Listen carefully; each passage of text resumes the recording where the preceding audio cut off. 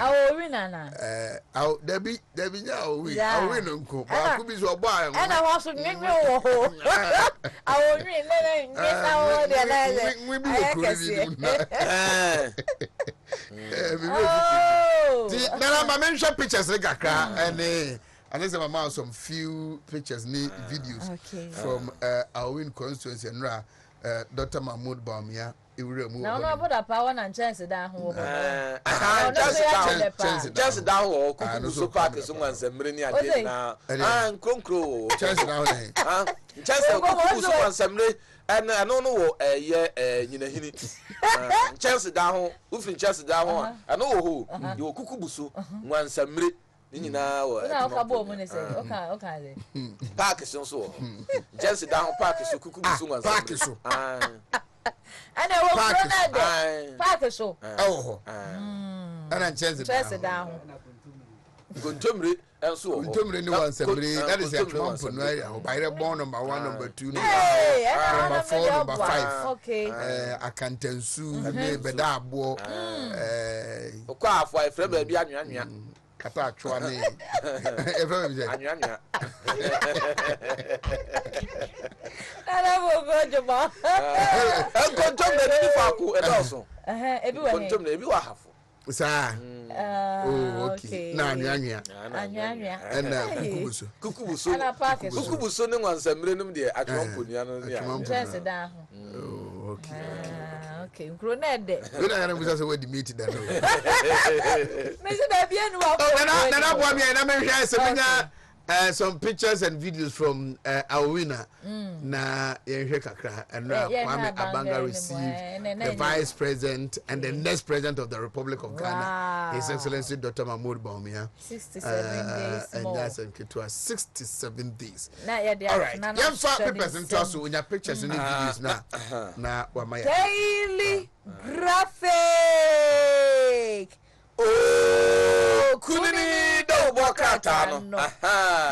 Daily Graphic no abebiu. Waba. Na Daily Graphic ba ye na no pay. Na dia wode e ba ye nie. Daily Graphic do bokata ye hwemu na achese na kwa memfama eni enkoe. Tongu. Daily Graphic nie. Na wase jala promise ana afen so no trade minister so e dey atudwa say yenye license ana say wa mo operate mo ne ma no mo beje license ana say be shut no down and also wasem e wo krata no animu nti SNDC launch women manifesto na mo ne nra na me hear dey kwa e bia o me tinitini radio anako Amen. Abrantie ya yembo ni bimbo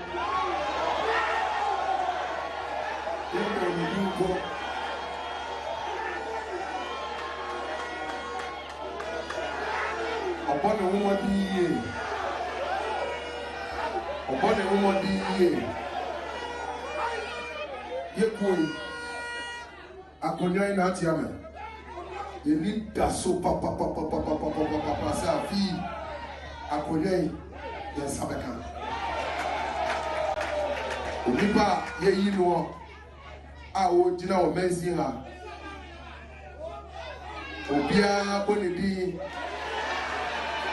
Inshallah, the next member of parliament for this constituency, Honorable Abanga Yakubu Fufeni.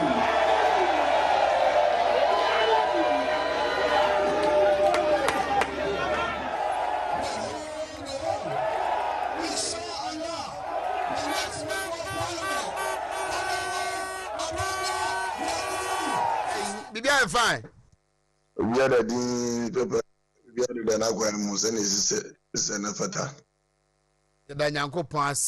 And now how did you receive the vice president of the program? No, saying I win my constituency. No, I responded to it. Me that say, and I am ready. I need just some song. Edema, I will remind Ghana man pioneer on the 7th of December. Ghana for you know, I endorse no. Abana de atwe humo sani ya mekan no eba be pianist on the 7th of December In fact, I'm not there now. As the one as I said, the catcher and someone that was still for no ADHD.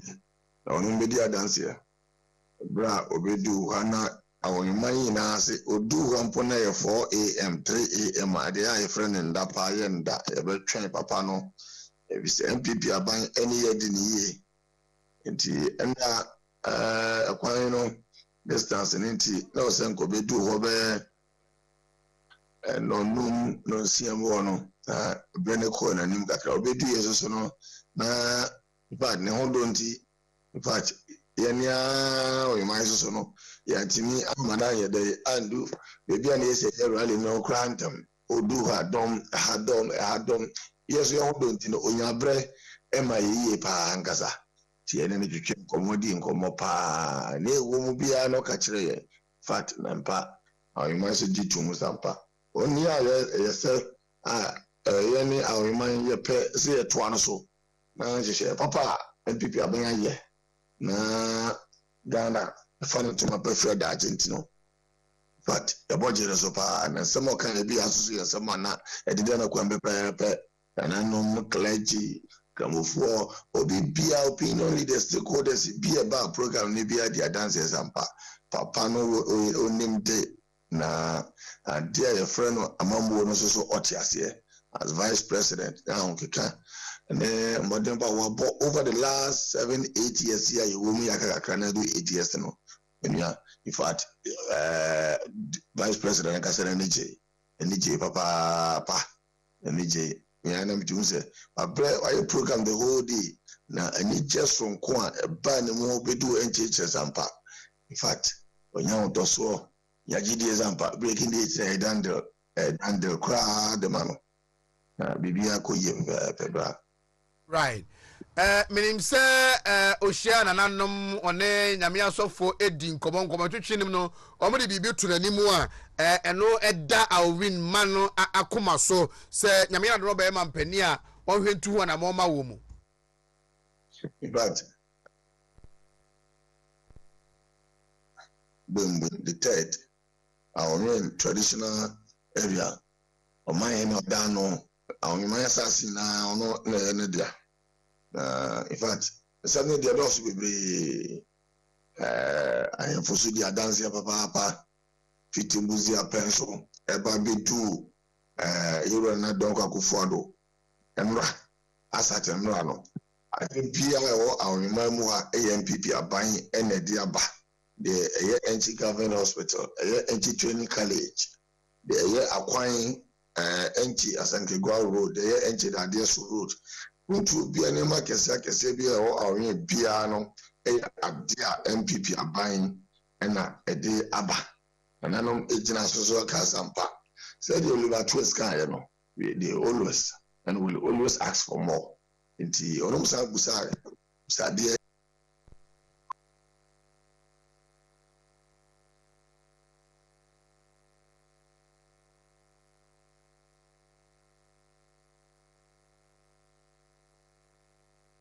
Hello, Kwame. You have videos of me in the back and the bed to us.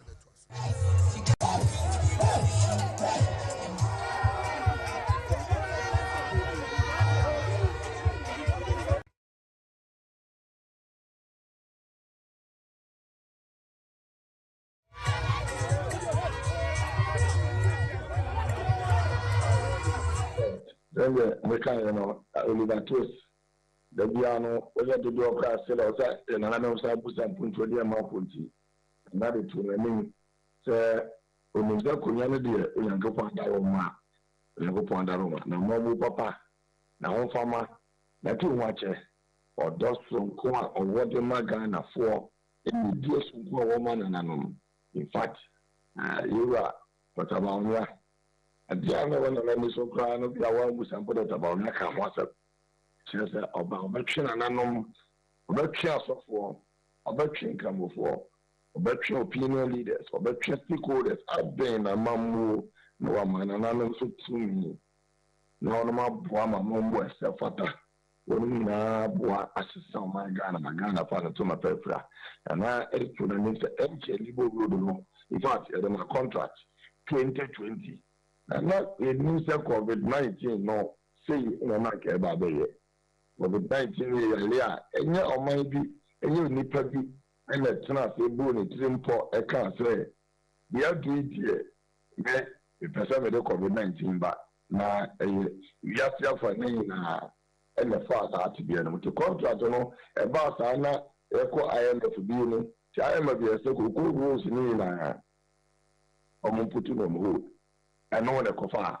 In fact, a crown of crown, another couple for the Ghana man paying Dr. Mahmoud Bamla. Quite now a dark entry to a second one, and people in the area. The idea to entry, and people in the area. The only major road I can entry. A liberal road, and also no MPP in the Yama contractor. You know, because a contractor, no, I got that. I hope you do a man or wire, millions of wire, and you soon better in the map on a block here. As so that was on a bridge boom, and so yeah, Dr. Baba, I saw a road with Mr. Man, Koya, the minister, I don't know how they told me, boy, a chair, Koya, the CC did and the car, Eban. Now, another two names said, you'll be keeping the Shazas Hakwan, you and yes, look, anything for Casa. But about me, I'm trying class of a 12, you know, or say Ogusua, or two to myself, contractor, no, and then the Sika was as well, about side, you know, and the Amaya. But now, as I had to our MPP, the only secondary school I work with the houses, so MPP and the Valley. Only secondary school I remember, and this year, 8 years. We're not going to be this and added to I have a prime a parent song.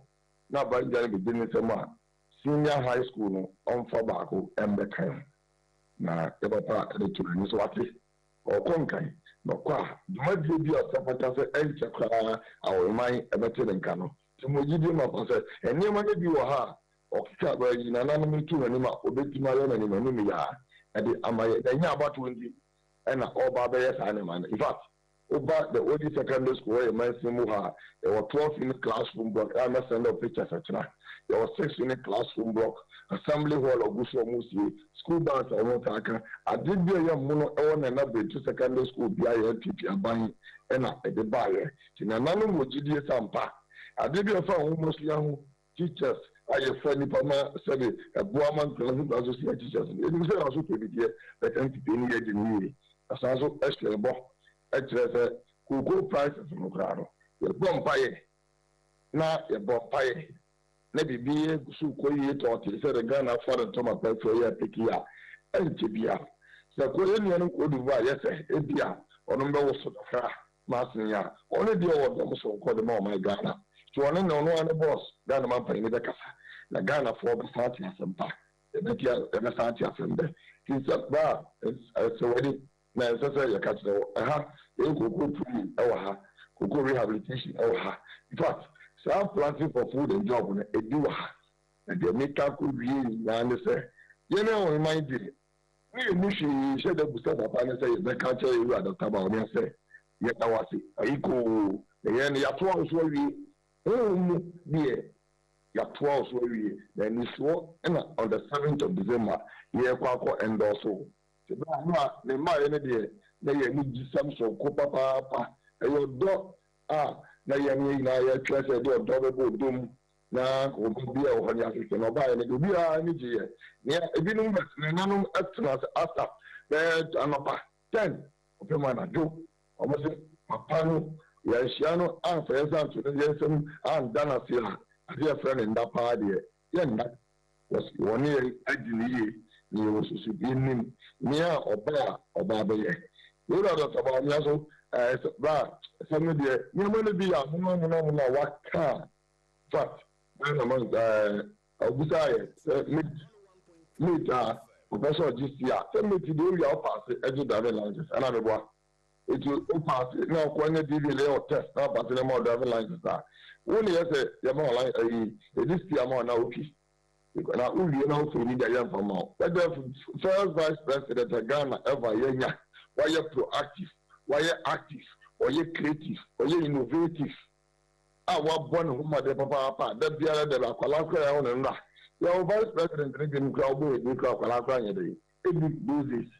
The number panel no more than Bunty, obia obia hu ne ya woye edenu a ba na ya digital sonko e be ma awon pa ya san hwese and the 7th of December ne de ye ko akoko I endorse no na ya de holding na church san bo ne ballot personal box na ho ban yi gira ho 2 years na ko ba du na tani ya chance be declare na ya ho se papa edin kunu ansa na their friend na ya kwa dabi kwai mama na say me I can feel say wabre minya na ye be say din komodachi why na go for video so and of a boy na program no e pay papa yeah there is that time China Benjamin in fact I'm Michelle the original minister on a rocky obey Michelle papa ahunu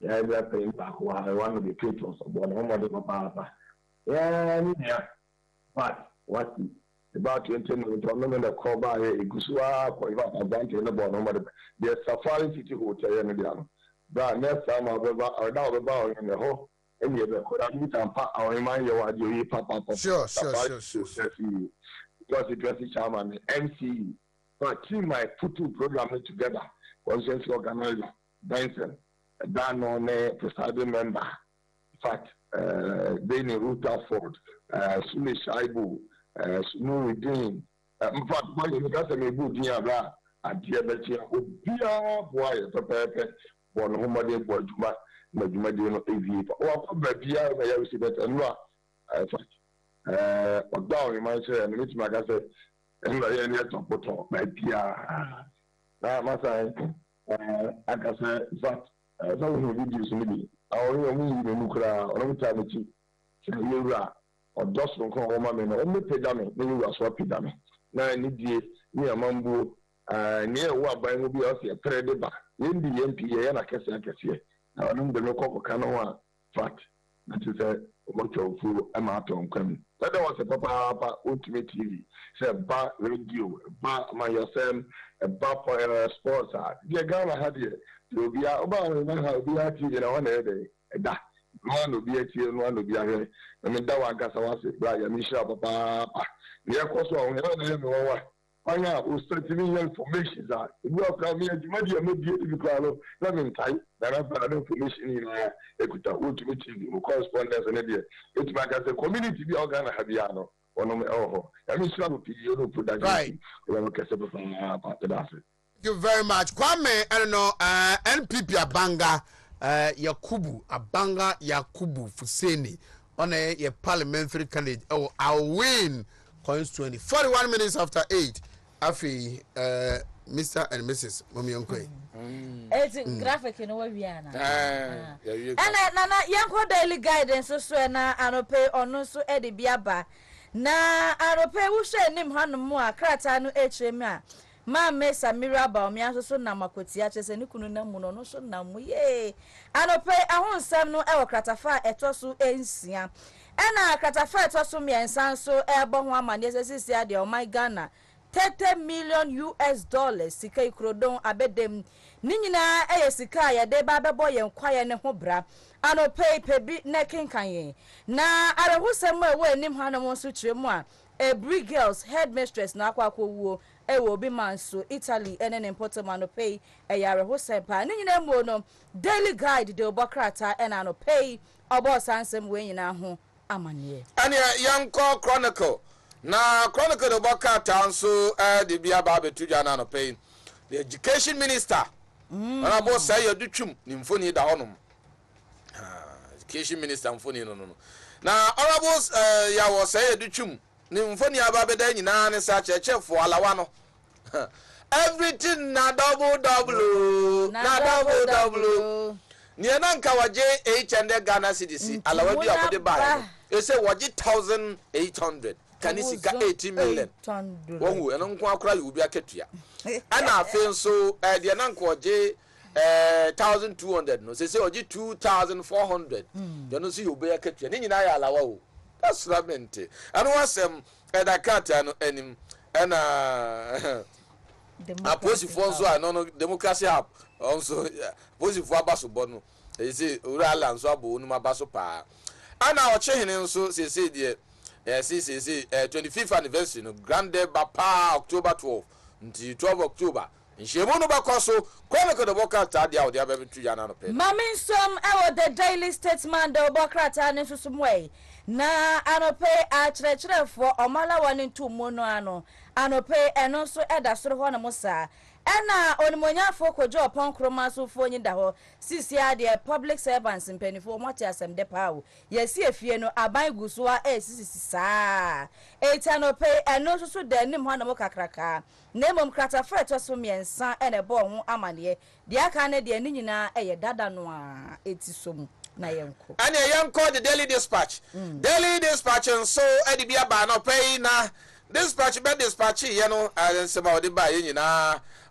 electoral commission ane dia to ameku awodo ne ankrankra bia wolmu enti ase omkyere se voter register mo ho nsem kan no se ene ipac meeting enti asem bia wo bia wo de fabra ipac meeting eno asem ho ana nana dan kwakufuado ne lands ministry so dia betu ja kire se ne mabie ni wa wonu mi galamsi nti amanfo nyai democracy abde no ana GJ president abebo oda dampare abaso ne ho ana onmanyamfo ma chopoku prempe the incoming vice president ono nso asema woka o say ono no prehwehwe enkunimdi o prehwehwe resource ni ntino o say no beboa Dr. Mahmoud Baumia abatwe mu so wasem wode aba to the daily dispatch the boka table ene na che say yes and ene yemfa no si oni enko part 2 na part 2 no yemfa enter. All right, quick yemfa part 2 nimra 10 na pictures amate dina de bebo bana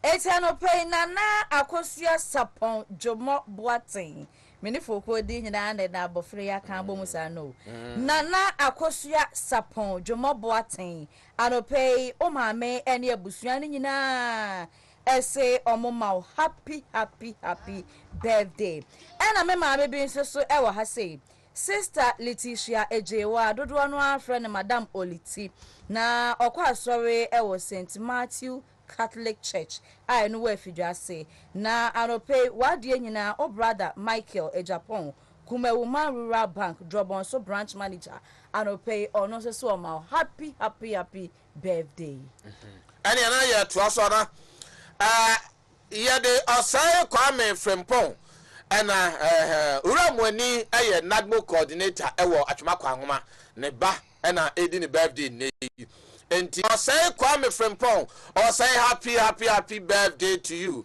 bofra won fe no nyasem ketu akra enti we wish you happy birthday ana afi the ediso aye Jaden Kojo Boache or Germany na onunsu edi the birthday onyem finjensia onunsu ye wish you happy birthday and Mr. John Kwaku Ajiman onu na esiwu JK Ajiman group of companies onunsu edi the birthday ne nti Mr. John Kwaku Ajiman ye wish you happy birthday ana entry Aduma Benedicta Takra de ena wo Kevin say young politicians say we wish you happy birthday nyanko potwe diampo onka ho pa no wasem eno no nti ye yanko exodus na ye na Oheneba Ghana Cocoa Board head office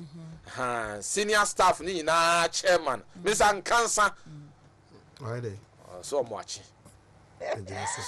pa Ghana Cocoa Board head office my for from CEO so the last person or Ghana Cocoa Board security for cleaners the office staff obia bicha omunyina amen amen omonko so ansom Ghana amen Cocoa de want to be me kai miswano omudem papa kuku sikaba wan ku school nti omu kan a no mudem sika na ba kwa crossum no mudi asan lie say na wa kan 1 2 3 4 no busa ya we you say yes ya no busa yes no busa no so an go school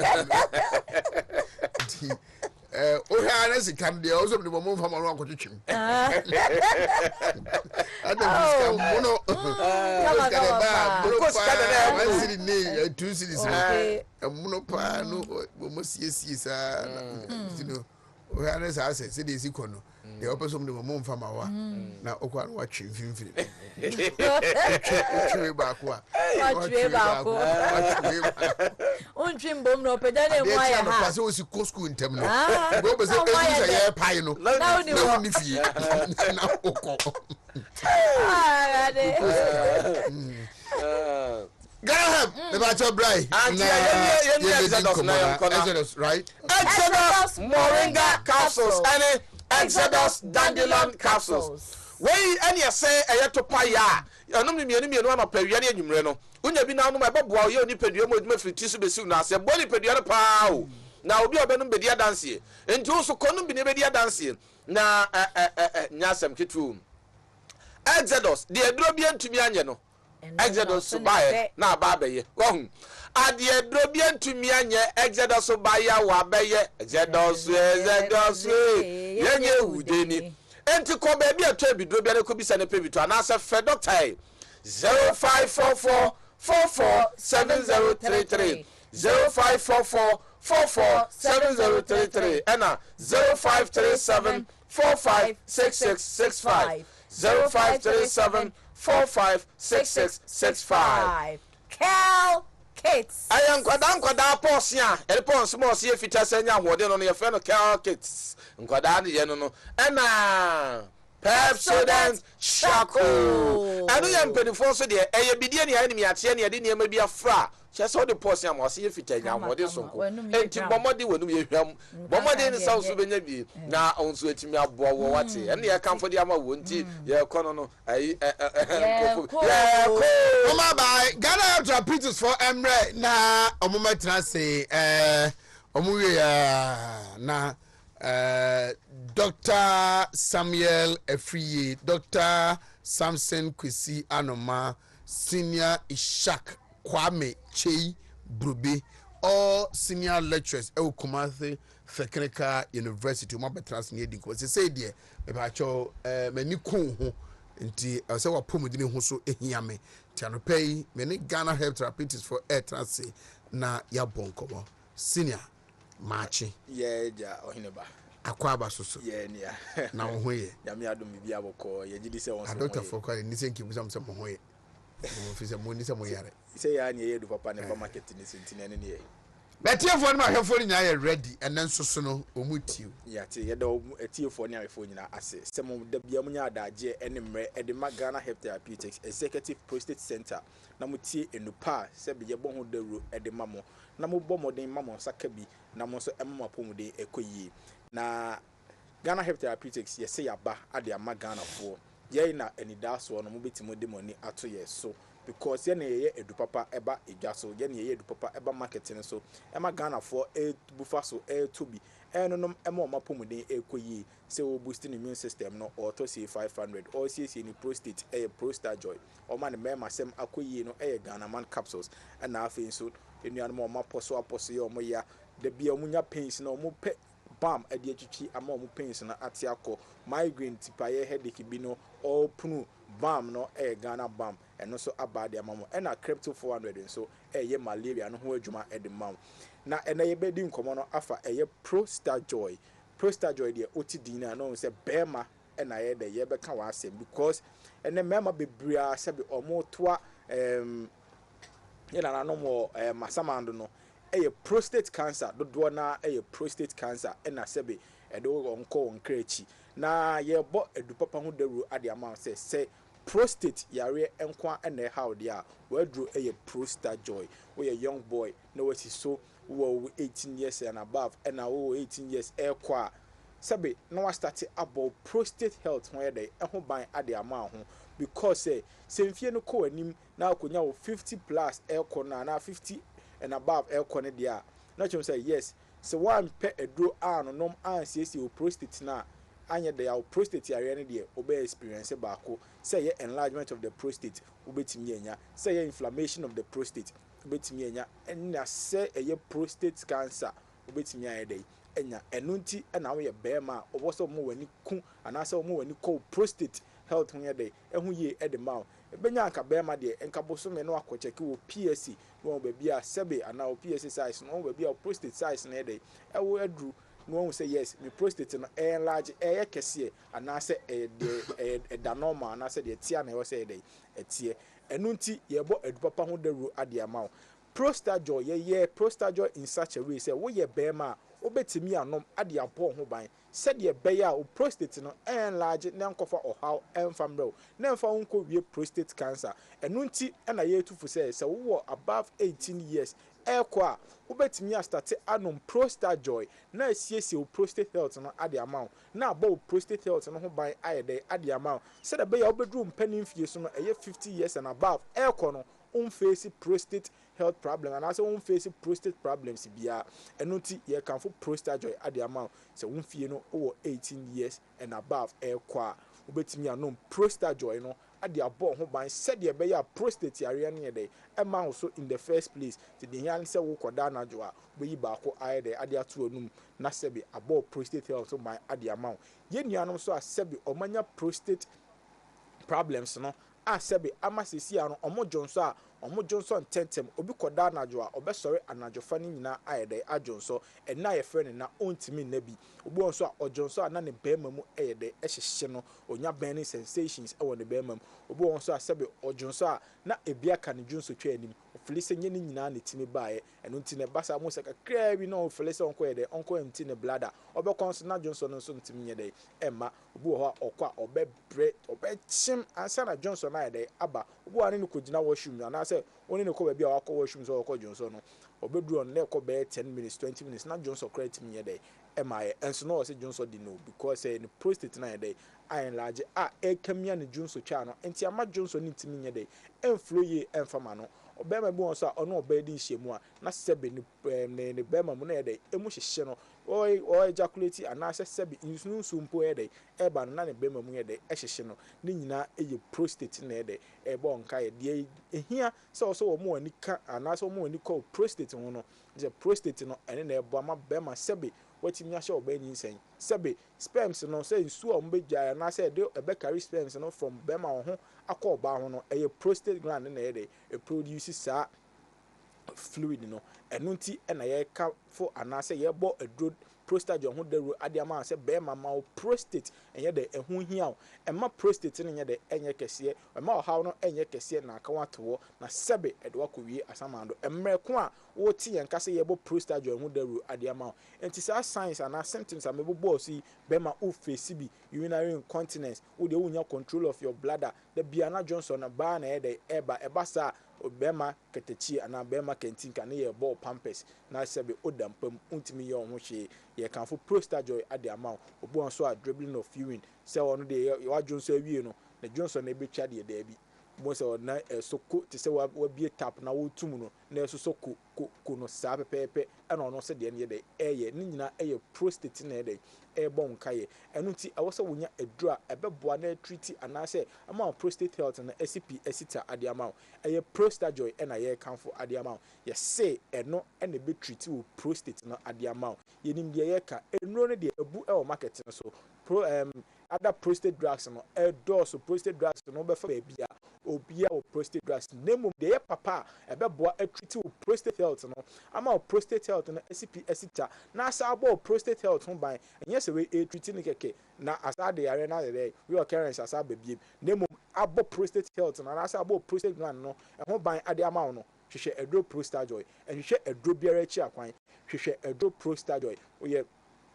maame oye papa minia bema uti me o papa bi o fie no ade watobi no ade ama no okunu bi o fie no watobi no ade ama no unia bema bi o fie no watobi no ade ama no sede be ya obenonom na aboa na ama ne prostate health no ayede SCP esita ade ama no because the prostate health no sebe the prostate cancer no kese na say wonya prostate cancer or how no ebeda sebe wa won ne te no ebeda also enti say wonte onte yenka na wo na wote yenka na wato prostate join bi na de ma no say miwura me nua be ma no bi na mate edu papa ho yin daru yesi prostate joy ebo ma prostate health na de ACP esita de ma enti no bi na ma ho ba every prostate disorders no because yate say mema bebre sebe omoko create no prostate cancer and de omoko enti bo prostate health by prostate joy na abeno for treatment no ana say yenua no ma sebe ye hye omo catheter no ana omo de no so ada no kokkrama na ada ne cancer no because of inubna ewo prostate joy mu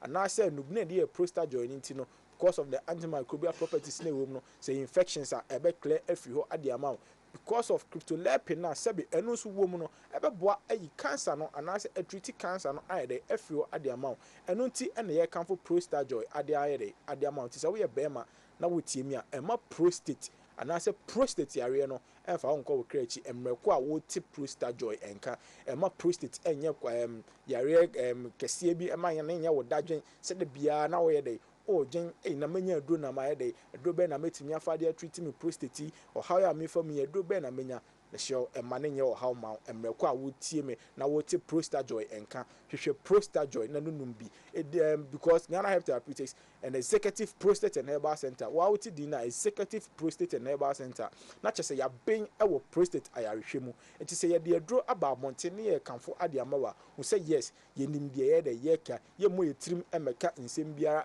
de ewo ha ye metwa entro nche ma onkoto aduro na sebe ankoye de ankofa results papa amfa amro ye nim de ye ka aduro prostate joy enne be boa ma prostate health SCP esita aduro bia no market no so betimi de ho compare ye prostate joy say ye orthodox medicine and I say herbal medicine bia no a obetimi de ho compare ye prostate joy emafumpo dey top prostate joy ni bi dey nom wona wa ma no nyina dey gi prostate joy ni bi nom na wa sebe ote Ghana ha a wo te yanka na wo de wonum prostate joy ni bi na mo ho ban enfi prostate disorders no say we ye bema na wotie me wo about 50 years who face prostate problems hwehwe prostate joy nunum bi na prostate health no enye de NCP ensita enfama wo below 50 years unya experience prostate yare obu okra they say one chen hu yi na say lifestyle bi ntino ama you see a 40 years kra no or the experience this prostate disorders may can for prostate joy at the amount what the end enya maaye signs and symptoms na enye de ensure ye problems ni unity ema wo hu ye no prostate joy na mo ho ban said ye be ya how no cry dey ema in the first place na one na said one prostate na ye kese na iron large no mo ko twa PSA ni so prostate na iron large no brani afa won to prostate joy so na a month's time na abesa ko twa o PSA ni biem no na abaka ko twa o PSA ni biem no timi say yes na senchene ade aba na o PSA ni eso ate ade ama ti say utie mi a hwehwe prostate joy echi akwan fa numbers ayedi to dwa frɛ ye na ni nkomo o how na wo no da bia me kan me say o frɛ ana say o to aduro na o to aduro ni wi a frɛ na de eni nkomo ni enkyerɛw steady obesi ade afa aduro no because e bia akwasi age e wo say ye beka chen say on fa aduro ni say e bia won so de wan frɛ o age e wo say e bia na wo say ka fa aduro ni say no akofa ne bia de wo say menya hu results bia manu aduro ni say me hu results bia enu nti na ye de numbers ntu dwa say se oto aduro ni pɛ na wa fa number na no ayede wa frɛ ye ye no obedi nkomo ne ya kyerɛw kwan a befa so fa aduro na sebe won so hawo na wo fam no ase betu afi ho ade ama nti fa numbers we na frɛ na ne ni nkomo 0244 72 7028 0244 72 7028 your 0240 211 709 0240 211 709 and your 0551 389 239 0551 389 239 utie me na young boy dia hwehwe prostate joy echa kwa manenya wo daily drug na nom na mo ho ban every prostate disorders on me da tie for na afo nyina as men so meni metie for ani ma hwefo nyina da wase se dare da nyina obetie fo efa enhyehyeye pa e wo se ye efa yapom no ano pay mamencha chairman Afrifa NPP UK branch Luton chapter chairman Afrifa one ne hoka for first lady Lily ma Linda, and then the organizer for Luton chapter Samuel Kwabna Efriye, Minia Kobi, and the second vice chair, Nana Bunsu, and pay the chairman, So Katwa, a year, Swindon chapter chairman, So Katwa, and no, enti So Katwa, so Mechiano, and ne anopay. Mechiano and ne anopay, chairman So Katwa, a year Swindon chapter chairman of the New Patriotic Party. Mechiano papa na mencha Dr. Samson Kwesi Anoma, Dr. Samson Kwesi Anoma, watenase on the Dr. Free Obantempa, Dr. Free die we a day obey late. Inti Chairman Bodu East London, Chairman Bodu East London chapter chairman, Chairman Bodu, good morning. Chairman Louise Manchester, Chairman Louise, good morning. Mugabe North London, Chairman Mugabe, and the worker for Abawa of Abawa Radio, CEO of Abawa Radio. Also, good morning to you. Double Chairman Metin Keynes, Double Chairman, good morning to you. Also, so Anope Michel Pa, Minia Newcastle Chairman, is it here for the Henry? Newcastle Chairman, good morning to you. Also, so Michel Pa. And the branch treasurer, lawyer Charles Asma, good morning. And Chemebesha said anything come about UK immigration and Komotri and Sema a woman, Yababi Dimon Komopana, and Rantan Maba, and Mavu Bumufaso, a will crum Hanamano, Monso Mohunu, a crown Bafasua, Mobitu to Manamon. Oheneba Kwame watching good morning, welcome to Ghana. He said this year there's a diaspora and they see Bano. Campaign of money abere was so pa na sida isha chebro be atnasi Dr. some of the free idea enyanwa oniha de bia elite to no de enyanwa onyamai Dr. Samsonoma aba joja kom enso wodrobo nso boye campaign din na me adma echina 4 p.m. ewo Kwame Nkrumah aponim ye nyina behia ewo Gardner Conference Hall KNUST Gardner Conference on the way KNUST Otumfo Osei the second foundation scholarship secretariat and the University of Memphis and Asiedu medium in the info session and students engagement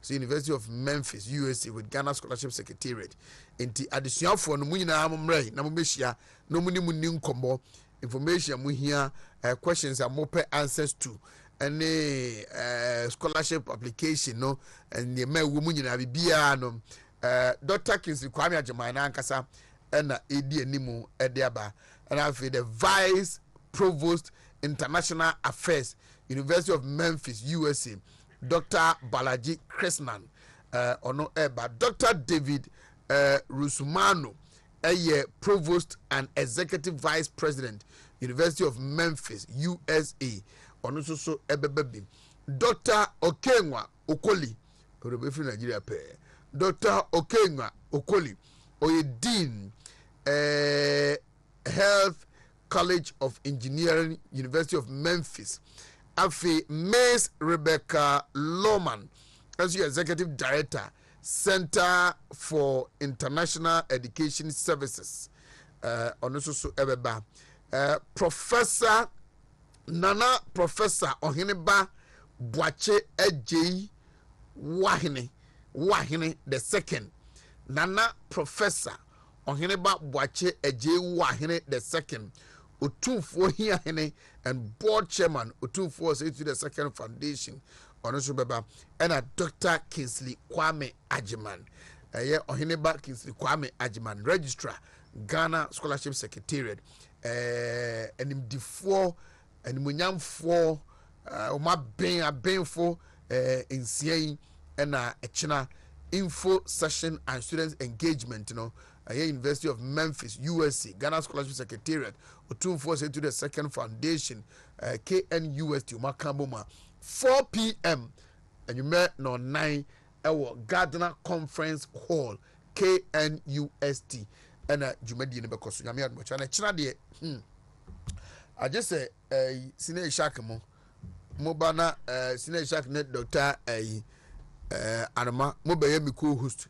If it's a channel pa me host to delegation eufia na me brofo no de me pacho yemfa host to sa delegation we te say sine shak moba na moba yemi ko host na me busa asem no twi mo na mabusa no brofo mama me na nimso be kan wesi so aka brofo pe mo na mo beti na mo yiya no de mama doctor mama ache ya do na pom to say ya me adom me ho ye wo e de nyankopon ase.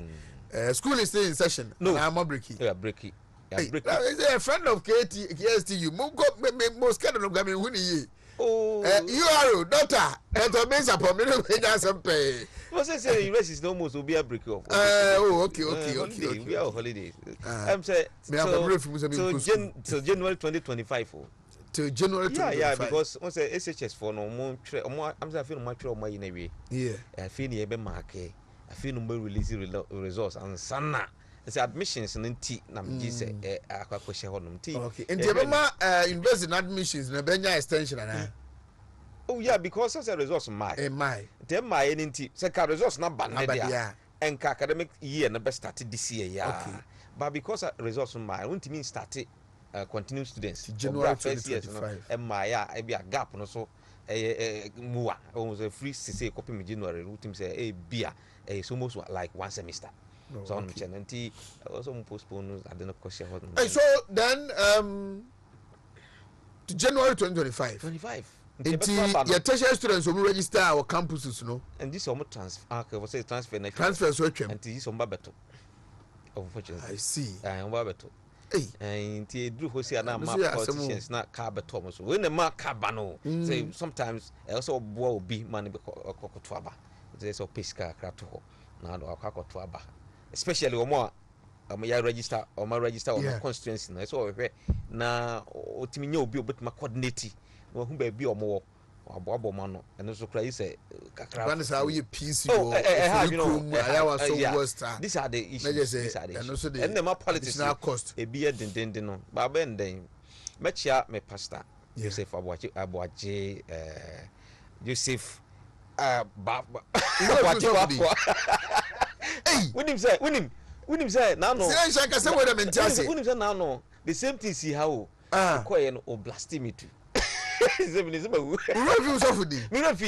Joseph Abuaji Bafo. Now make a man on for me. How come I get a question? Now, no, because Sabi man was half for me as a baba. On a Hojo district in a soft. I just say, what's that? No, you're very powerful. Tidebiano, Mihuna Nimaniaje. Na Massa Chamiamo offer. Ajimamba doing na retire soldier, such a dumase on or hino. But with Tiemo Papa, Nipa Munu are making or Mutiemo Papa. Pastor, the other say, oh, to me, but I won't take it. Edda, on the wife, Pastor Wajiba for no wife every day be a muti. So, no much me, I'm a sort of penny back or Bantama. A fellow coffee bump when same elder. Or no sooner a day step to cry the great controversy. What can we? Yeah. We just walk away. My kind of can I mean, hey, you can years out. The Brofun more dear. I just said, I can't my family phone, my Google. No, I never mean kind of images. Maybe a mere some of us say a sign for Bukuno. I write near the Brofun from Gakra because fat Brofun wash it, Brofun wash it. Edding and easy. Eti painful when we ever or more tamachi. The bumpire say cracker Majuma Muyi Shababum by 2025, January 7th day. Now you swear in Dr. Mahmoud Baumia. And Rana Quanheni Isaac Ampon. Now we are great Ampon. Not Ofia. And then you chunk on over sorry no, and was say Ninian Macron for. Or then cry, Mame, Ellen G. White, Edema, Memenda Quan for Eddie Momo. se afiabato no akosi memenda no na ose maame na asem no me kenkaya okay ose in the meeting Mrs. White was asked whether the lower Adventists should vote for prohibition. Her answer was swift. Yes, to a man everywhere, and perhaps I shall shock some of you if I say, if necessary, vote on the Sabbath day for prohibition if you cannot at any other time. That's what I say. Ellen G. White. Election here one day. That's all. Memenda akwanhefo asafu yi. Obeka se ejina no so people. No na eka and books of what children. Say homeda. Yes. Sabato osia. Na wuni akwanya bia se obetimi ato no da foforo dia na abato na homeda nko a na eto ko na kotowa ba. Anopai. Sai we say kwanhwani mapa. Yeah. Anama mfa mapa nenka ho. Oh, mapa ka ho mapa. Ishak be get nye but me de me na wo huru so fudi ni ntira me. Oh, say no de. Oh say Dr. Samson Kwesiano ma me na kwahwani mapa. Anopai nu nuanom me na kwahwefo eni nkomo ewo asem a ema Ellen G. White akan so. O kan brofunti me what can the tree cry wapoto. The chene say o pese o chese se wo ye kwanhwani na se emra du se ye koto aba na ye kire adwene na adwenkyire no aye ko kire no abada ye beto aba no akosi mmemda ewom se mmemda no eye homeda a ye nyina ye kwa asore na ye kosom na ye home se de nyankopon aka de na so da no ese ye ko kire adwene wa abatom se wo ye nhihye bia na se wo kan bibia na se still danwa na ese to aba na da foforo bia no ni opportunity bia se oboto aba no biem se ya to wi a asa saa adwenkyire no ya kire wi a gisemfie na achi asa na wanya kwan sa akokire saa adwene biem a na ehia soso se e wo so wo kire saa adwene no a ene na ho nka nkire me se wo ye homeda because Ellen G. White what spirit of prophecy in the books we find a spirit of prophecy or no na e ka kire wo se kokoto aba no. What I say? Eti omode omeda I said there as now as extreme and no there say ye di 7-day Adventist in church na chia ye nya Jewfo a Jewfo kra no na no was Hezbollah for on Saturday no attack for pa attack na attack no bomb no va ete bomb drag ko share amram kum ompayfo no na Saturday o na mebo omo ye Jewfo. So they are protecting their territory. They are defending themselves. And so they won't attack our enemies. Nasa enemies aba fear say ye be twa free SHS mu. Niema aban aya. Eba ebuaye pa na say be reset. Galam say you know, omo de omo say omo be hye mu kna because they tunu nsuo mu kra no. The two months no omu support because na Akufo-Addo abe guadwuma nti omu nya dan no madidi ti omu no de so wo bakura mboboa me atunsu yi no nsuom galamsey ne atunsu enti NDC for kura de mo ba no nya se bia galamsey no omu be stop no enti omu boa mbe kire kwan a ebetu no nsuonum nti yensuo no so cyanide ho say mo say kum ye kwa NDC for de omu kire se edede no mo ye kakao omon kan se omo twamo saade we nyina ye poisons and this for na hyase na Akufo-Addo abekwa stada ko no nwe stada omo hyase tugu nipa sum se eno na omo beye saade we nyina wo eye ntokwa eso pa na ede bisi Ghana na enemies no omo ni NDC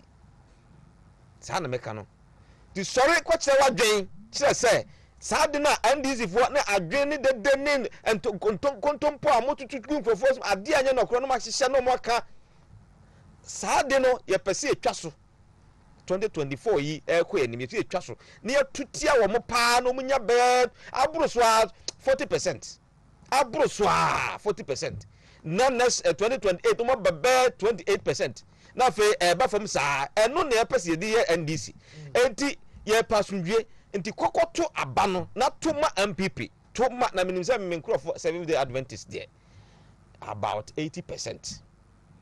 So kura 7th Day Adventist sorry mu about 80%. Me find the me minimum kura no. Eye nipa omunkasa menkasa mu MPP before but omnipa omodo na kufu ado aban omodo MPP say omune aban a omode nhihye pa ebre oman enu ntino se saa na wo trim na wonim de a emfa homeda no nye na homeda no Yesu Kristo kura ka say ye ma nipa what does say it was made for the service of man not man for the as I'm sitting here I am the Lord of the Sabbath because I am the brother of Christ. Christ is the Lord of the Sabbath. What does say Yesu be ye men ni nua etimi Yesu nua de a de Yesu adi de bi a odi ni midibi the Yesu ye the Lord of the Sabbath. I am therefore the Lord of the Sabbath. As I'm a Lord, no, I can't sit down to worship the Sabbath. The Sabbath worships me. Etimi what says me ye no. Now Sabbath me ye Sabbath ne boa ne edimi gina ye no. Esa me ye. Okay. Sila Ishak. Anyone on Asiedu? Ma chain. Yo bro. Napum. Yami adum nanzo e. Yami nadum. Fina ma feel. Hey, I'm saying Foucault bega comme police. Foucault boya shembe. Report no. Ah yeah, be report no. Boya shembe 3 weeks ni. Babia na. I was like, why substitution be? Yeah, no, I substitution be. I don't know so. There was standard players oh. There was standard players oh. Tuesday we one answer and na obia sure actually right I don't pay me no e sha se e free okay mahama yarga nkomo a wakofa e dia bay emu hwam say asamato NDC for especially in the northern part of Ghana na 2024 elections election of their lives. They will need a double or triple effort of what they made 2016 2020 before they can win this election, just because of the candidature of Dr. Mahamudu Bawumia. Before his election, now Musu Bawumia the MPP for crowd neba campaign kwa yenye bi Bawumia krampo de MPP for krampo ntuaba mano they only have to play the videos omo mo video na my campaign wie adwuma na si campaign ko abaye mmere ene de aye ding e de amon and that is coming from Mahama Yarika. Sina Ishak Oheneba mean religious bigotry. But if you get a very truthful Muslim, one of the characteristics I'll bet me who say indeed were you truthful. Any Mahama Yariga said you be kasa na no. Plain. Even on Galamsey, when he was the Minister for Environment, Science, Technology, and Innovation, he did the same. Was in Ukrainian yami enemy. Say yes, Galamsey pa ye tu Asiedu. Adding the best we can do, and his own writing so. And he said, "Yempe kwen bia." Omano ye be faswa ade ye illegal no ye betimi asesa no na be illegal na ye de nhihye papa ato ho ne said ye be ya ye betimi regulate wo mo na omo nsensuo nsensa se ye ntwa kokko ngu said that look that was his conclusion as Minister for Environment, because ono just what jitu mu say enye da nye better enye simple sa. So then go for no. The same thing that John Mahama can say no. Meanwhile, could you be a different thing? On to John the hypocrite pa.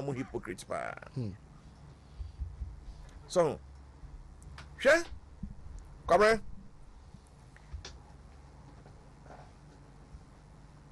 New Patriotic Party decisions are what taken in the lead up to election 2024 now.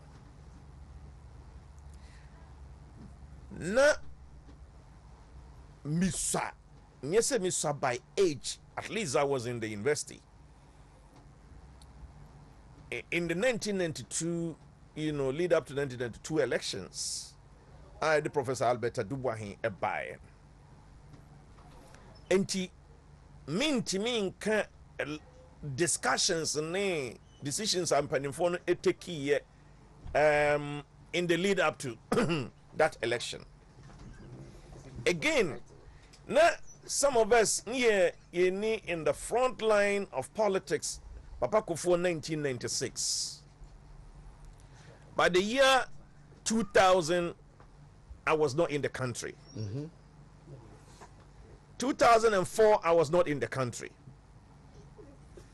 And the elections are at the Kufuor bar power. And the man maintaining power.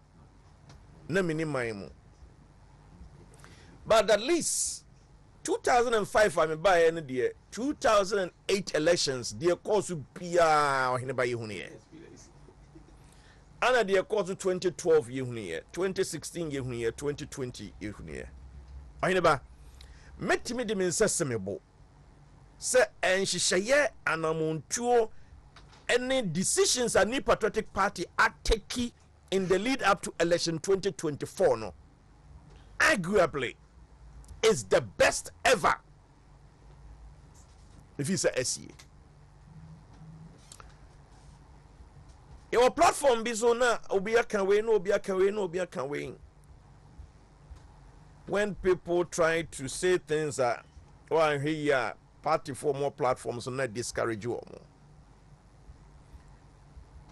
Oheneba, may we best at 13 or 14 points. One of which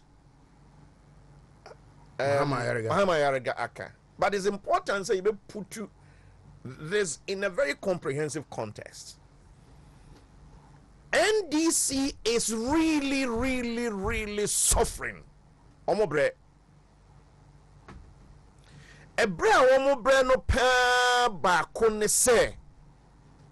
Yeko choose Dr. Mahmoud Bawumia as the presidential candidate for the New Patriotic Party. Womo brand kesiye pa Oheneba aha enewo. Now decisions MPP are taking the lead up to election 2024. No, it's a typical boardroom decision. So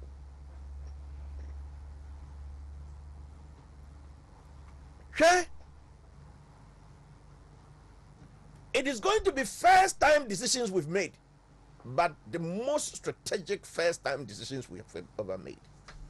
First time putting forward and not as presidential candidate for the New Patriotic Party.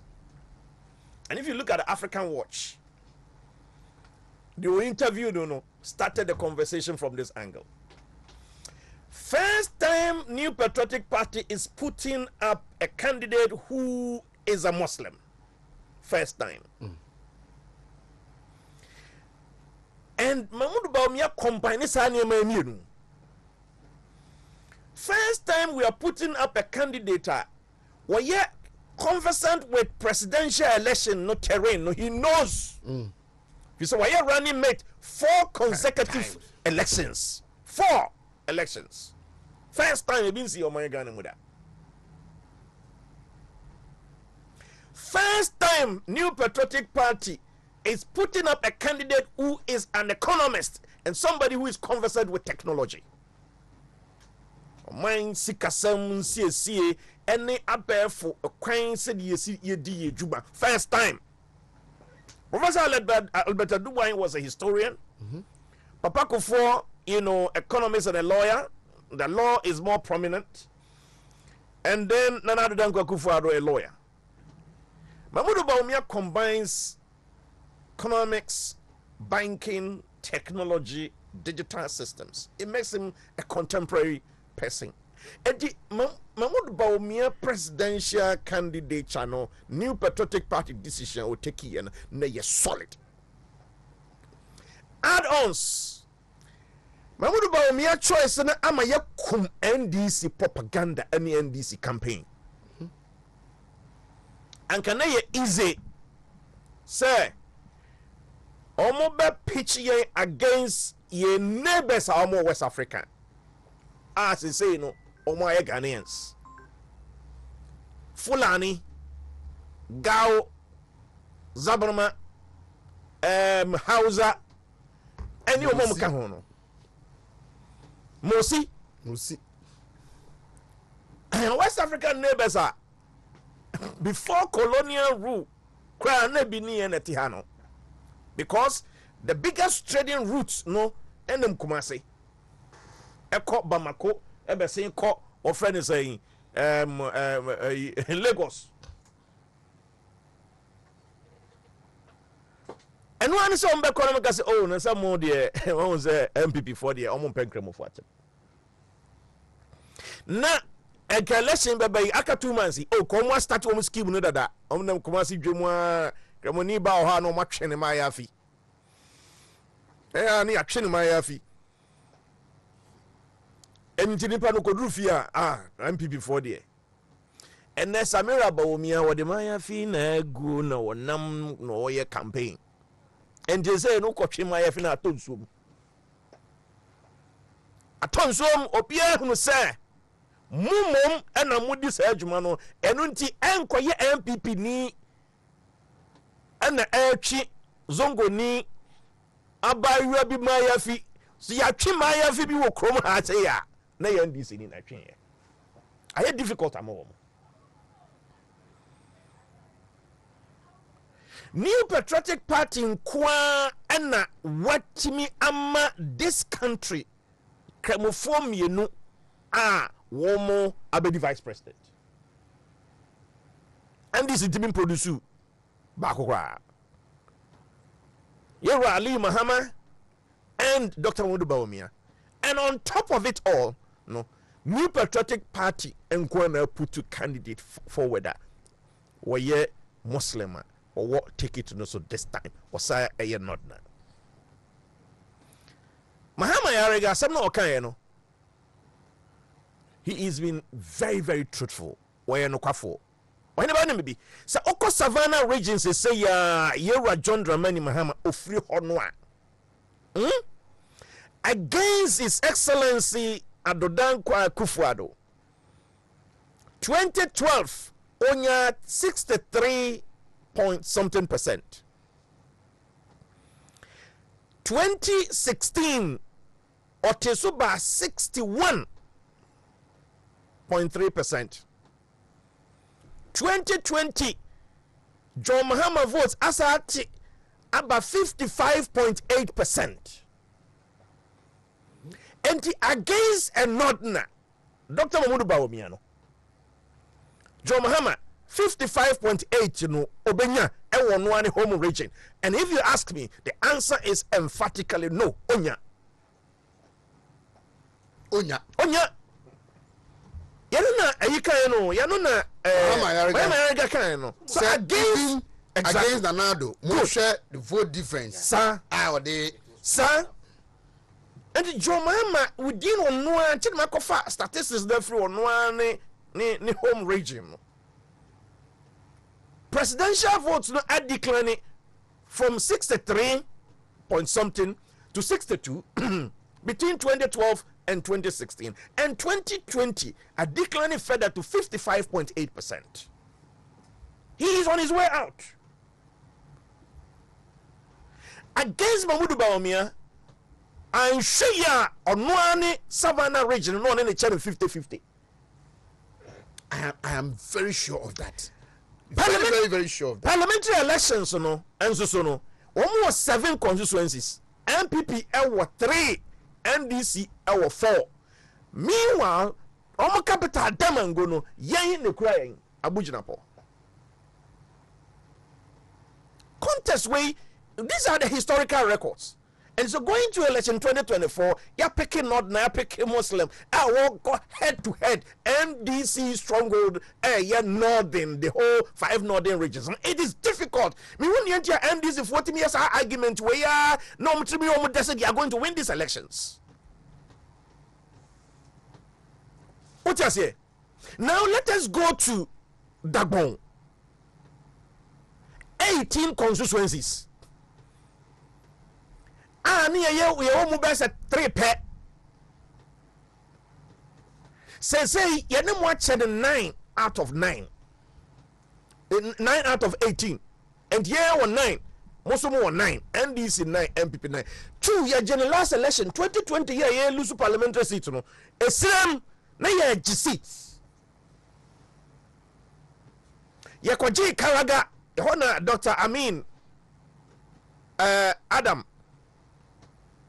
Amin Anta finance minister first time o kokwaji seat no my Karaga seat was 2020. Ana Abdulrazak enso kwaji million constituency. Also first time MPP. These 2 gentlemen are going to maintain the seat. Oheneba. Karaga kwadi difference in the big. What you say? Dr. Mahmoud Bawumia ni constituency wale. Emra ya G wale seat every NDC hall somewhere 2012. Ebesi ne. Omuntimi capture ne back. Oheneba, a offender say Northeast region, Nanadu Dankwa Kufuado clinching 54%. 54%. Northeast. Okay. Yeah, Adu Dankwa Kufuado 54% dear. Nama Mudu Bawumia, Northeast. Obenya saying. Na honyina so na ye NDC. They registered more than Savannah region. Yes. In the voted, yeah. Yes. 6 constituencies. Yes. Versus 7 constituencies. Versus 7. Na Northeast ring na ye NDC. Yeah. When parliamentary elections, it's possible. See a bet me for 6 out of 6 our Northeast. 6 out of 6. Worst case scenario. And say you go find Nalarugu Gambaga babia Hajia Alima Mahama Elusu 2020 no. It's coming back. Oh yeah. It is coming back. Nalarugu will come back. 110% is coming back. Now let us move to Northeast. Sorry, Upper East. How could they say then can you safe? Mama Yarega, Oni Savannah, Oni Northern, Oni Northeast. Or Upper East. Whenever Upper East crown what comes out. Yes, because the Mampru see for no any animal doson. It was remote. I'm not the best in this, but I know, sir, when we are closer to Musi for, when we are closer to Takumba for. Omu ye closer to Kusasis and this microphone in as a matter of fact, Savannah a ye Gonja phone a ye Guans in terms of ethnic classification. Omu ye Guans. And to share the whole of the 5 northern regions, perhaps they are omu ye different. Yes, I went with the omu ye phone, papa nana sankwa. It's going to play out. Whenever Obiaka just say Enzia Oboa. Obiaka just say Enzia Oboa. And the Upper East, no, Okoha, Mampuzi for Bibri. It is like John Hama campaign or no free or not backlash. I had SC. West. I had Dombo. I am offended say Abaifa Cabo Nomu, and Bakalio. Yes, it's almost enclave. Many obi di nkomo o yesemani of Timpani o catch me say presidential elections no wono de ofi say Dr. Mahmoud Bawumia betimi anya 55%. Me so we sure election. Presidential election me so we sure was I say no okay. Me see Bawumia betimi anya 55%, 5 northern regions put together. And if Mahmoud Bawumia even gets parity 50-50 with John Mahama in the north, NDC technically will lose the elections. Some phenomena where can was happening in esemfo ensusu ni enam se wo asase any weather conditions no wo so ni nipa wo travel downwards pa in the such a from plane say e ho hudu pa o kon ban presi fo gu ho pa sata me ya na sata mo no na wo toma NDC no such a from place wo be se wo nsa okay no say go wo be se wo nsa and they are everywhere. Uko Greater Accra, Uko friend is saying Western region, Takrade, Uko Central region, Cape Coast, Uko North, your friend is saying Western North, Uba Asante Bobo, everywhere. Even Volta region, Oti region, they are everywhere. And the choice that we made, you better rejoice. Na yen kasa ye de ahurisie say new patriotic party your decision na you take here to put Mahmoud Bawumia walk NDC stronghold. So that time no me very comfortable in their strongholds. No me very very comfortable this time around. They are not comfortable in their strongholds. All right. What I say? Let me end with this. Yeah, where say Alan Shamatin will race him. Whether we like it or not, he poses a threat to our stronghold, Ashanti region. Equally, Yenuani Chada, he's also here. Again, Chadabosom is also in. NDC itself. No.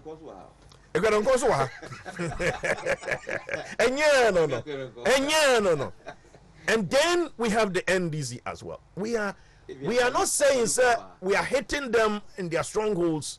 And then stronghold, we are not conversant with almost threatening MIA. But say take boardroom decision. It is also the reason why the choice of the running mate came from Ashanti region. That's good. NDC choose running mate from Ashanti region.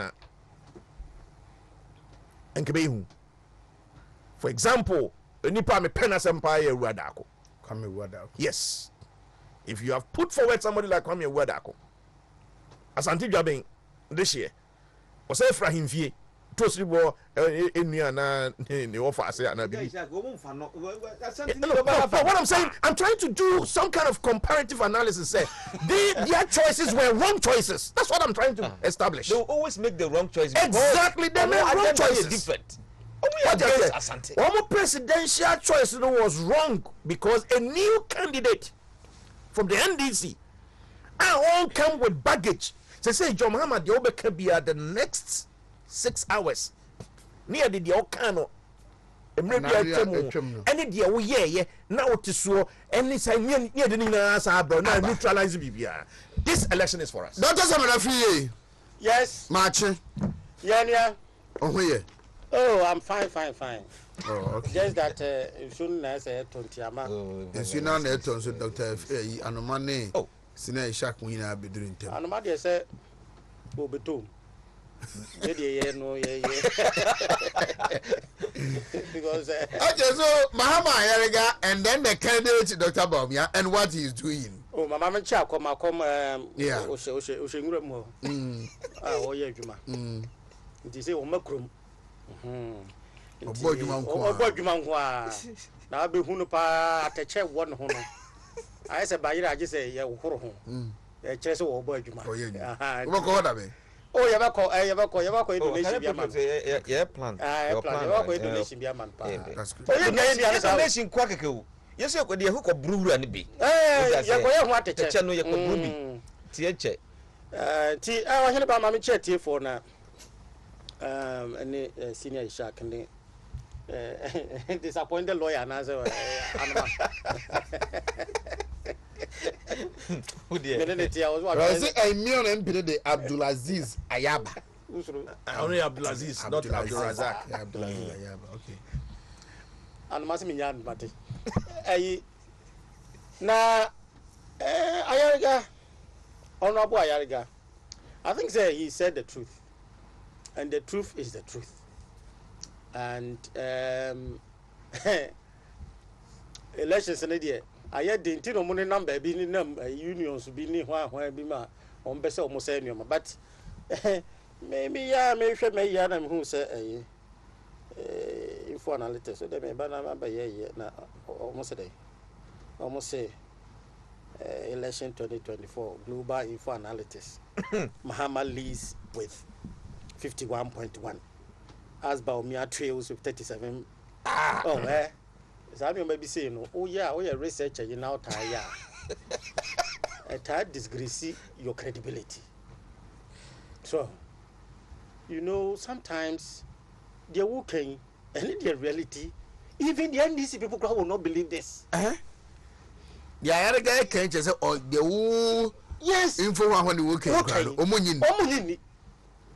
So sometimes, the cow be trying to crack a man in man who crank 47. And now 48, 40. No, they can't try and then say, two 80 the Mahama Yarga and in the Northern Regional Secretary, within your platform during the time I know more NDC Asiedu. He said, Baumia has gotten the northern region all because the NDC no be competent. And yet that short time you know the year was about he made sure so penetrating into the northern region and now it has become difficult because the NDC has been complacent. Now where did you know I found what now about 30 days and now 40 days I was whole and say senior Shaka can't date anyone because what he has said that is but I'm talking about the personality of Baumia as compared to former President Mahama. The contribution of Baumia being the vice president to the northern sector the president the former President Mahama. Ombema facts and figures to support what I'm saying. So they have now seen the capabilities of what Dr. Bau. Last week, former president commission BB war, BB war on the Chromo. And I was saying that I don't want to be a commission. Yes, wrong choice of words. Astroturf. Our bullet. Astroturf. Yeah. I found Wakati. Okay, anyway. So what they have seen from Dr. Baumia as a person, as a human being, as somebody who is not corrupt. Nanya you say Haruna say the amount for Kamba Dr. Baumia no correct. Now why can't I say introduce until I'm going to introduce me who say a Polish kakra. Dr. Baumia no sa Dr. Baumia you say you know some of these things you know I say below the bed I say and to come from now why you have to kika you missed the and who be new I had tassing and in to one who be no answer so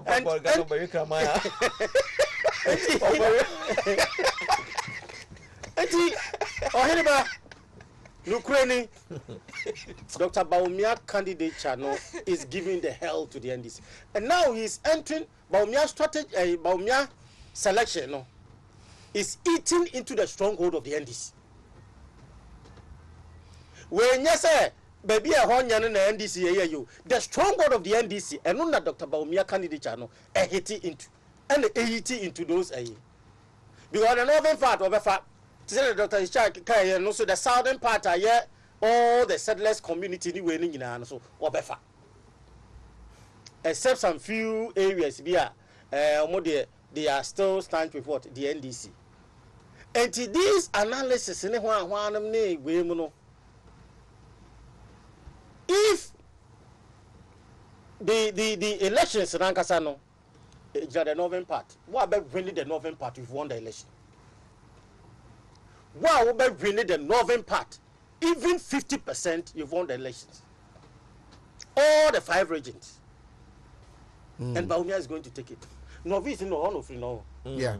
And what they say, a stronghold. What they say, where blue? They say, where stronghold. So what they where blue? And what they mean, you say, wow, by what they say, you know, more than the Bayopa, because a year will share what is going on now is like communal labor. Yeah, I didn't be wumpe about me. And on yes, like the NDC for wumpo, and NDC for only be a case.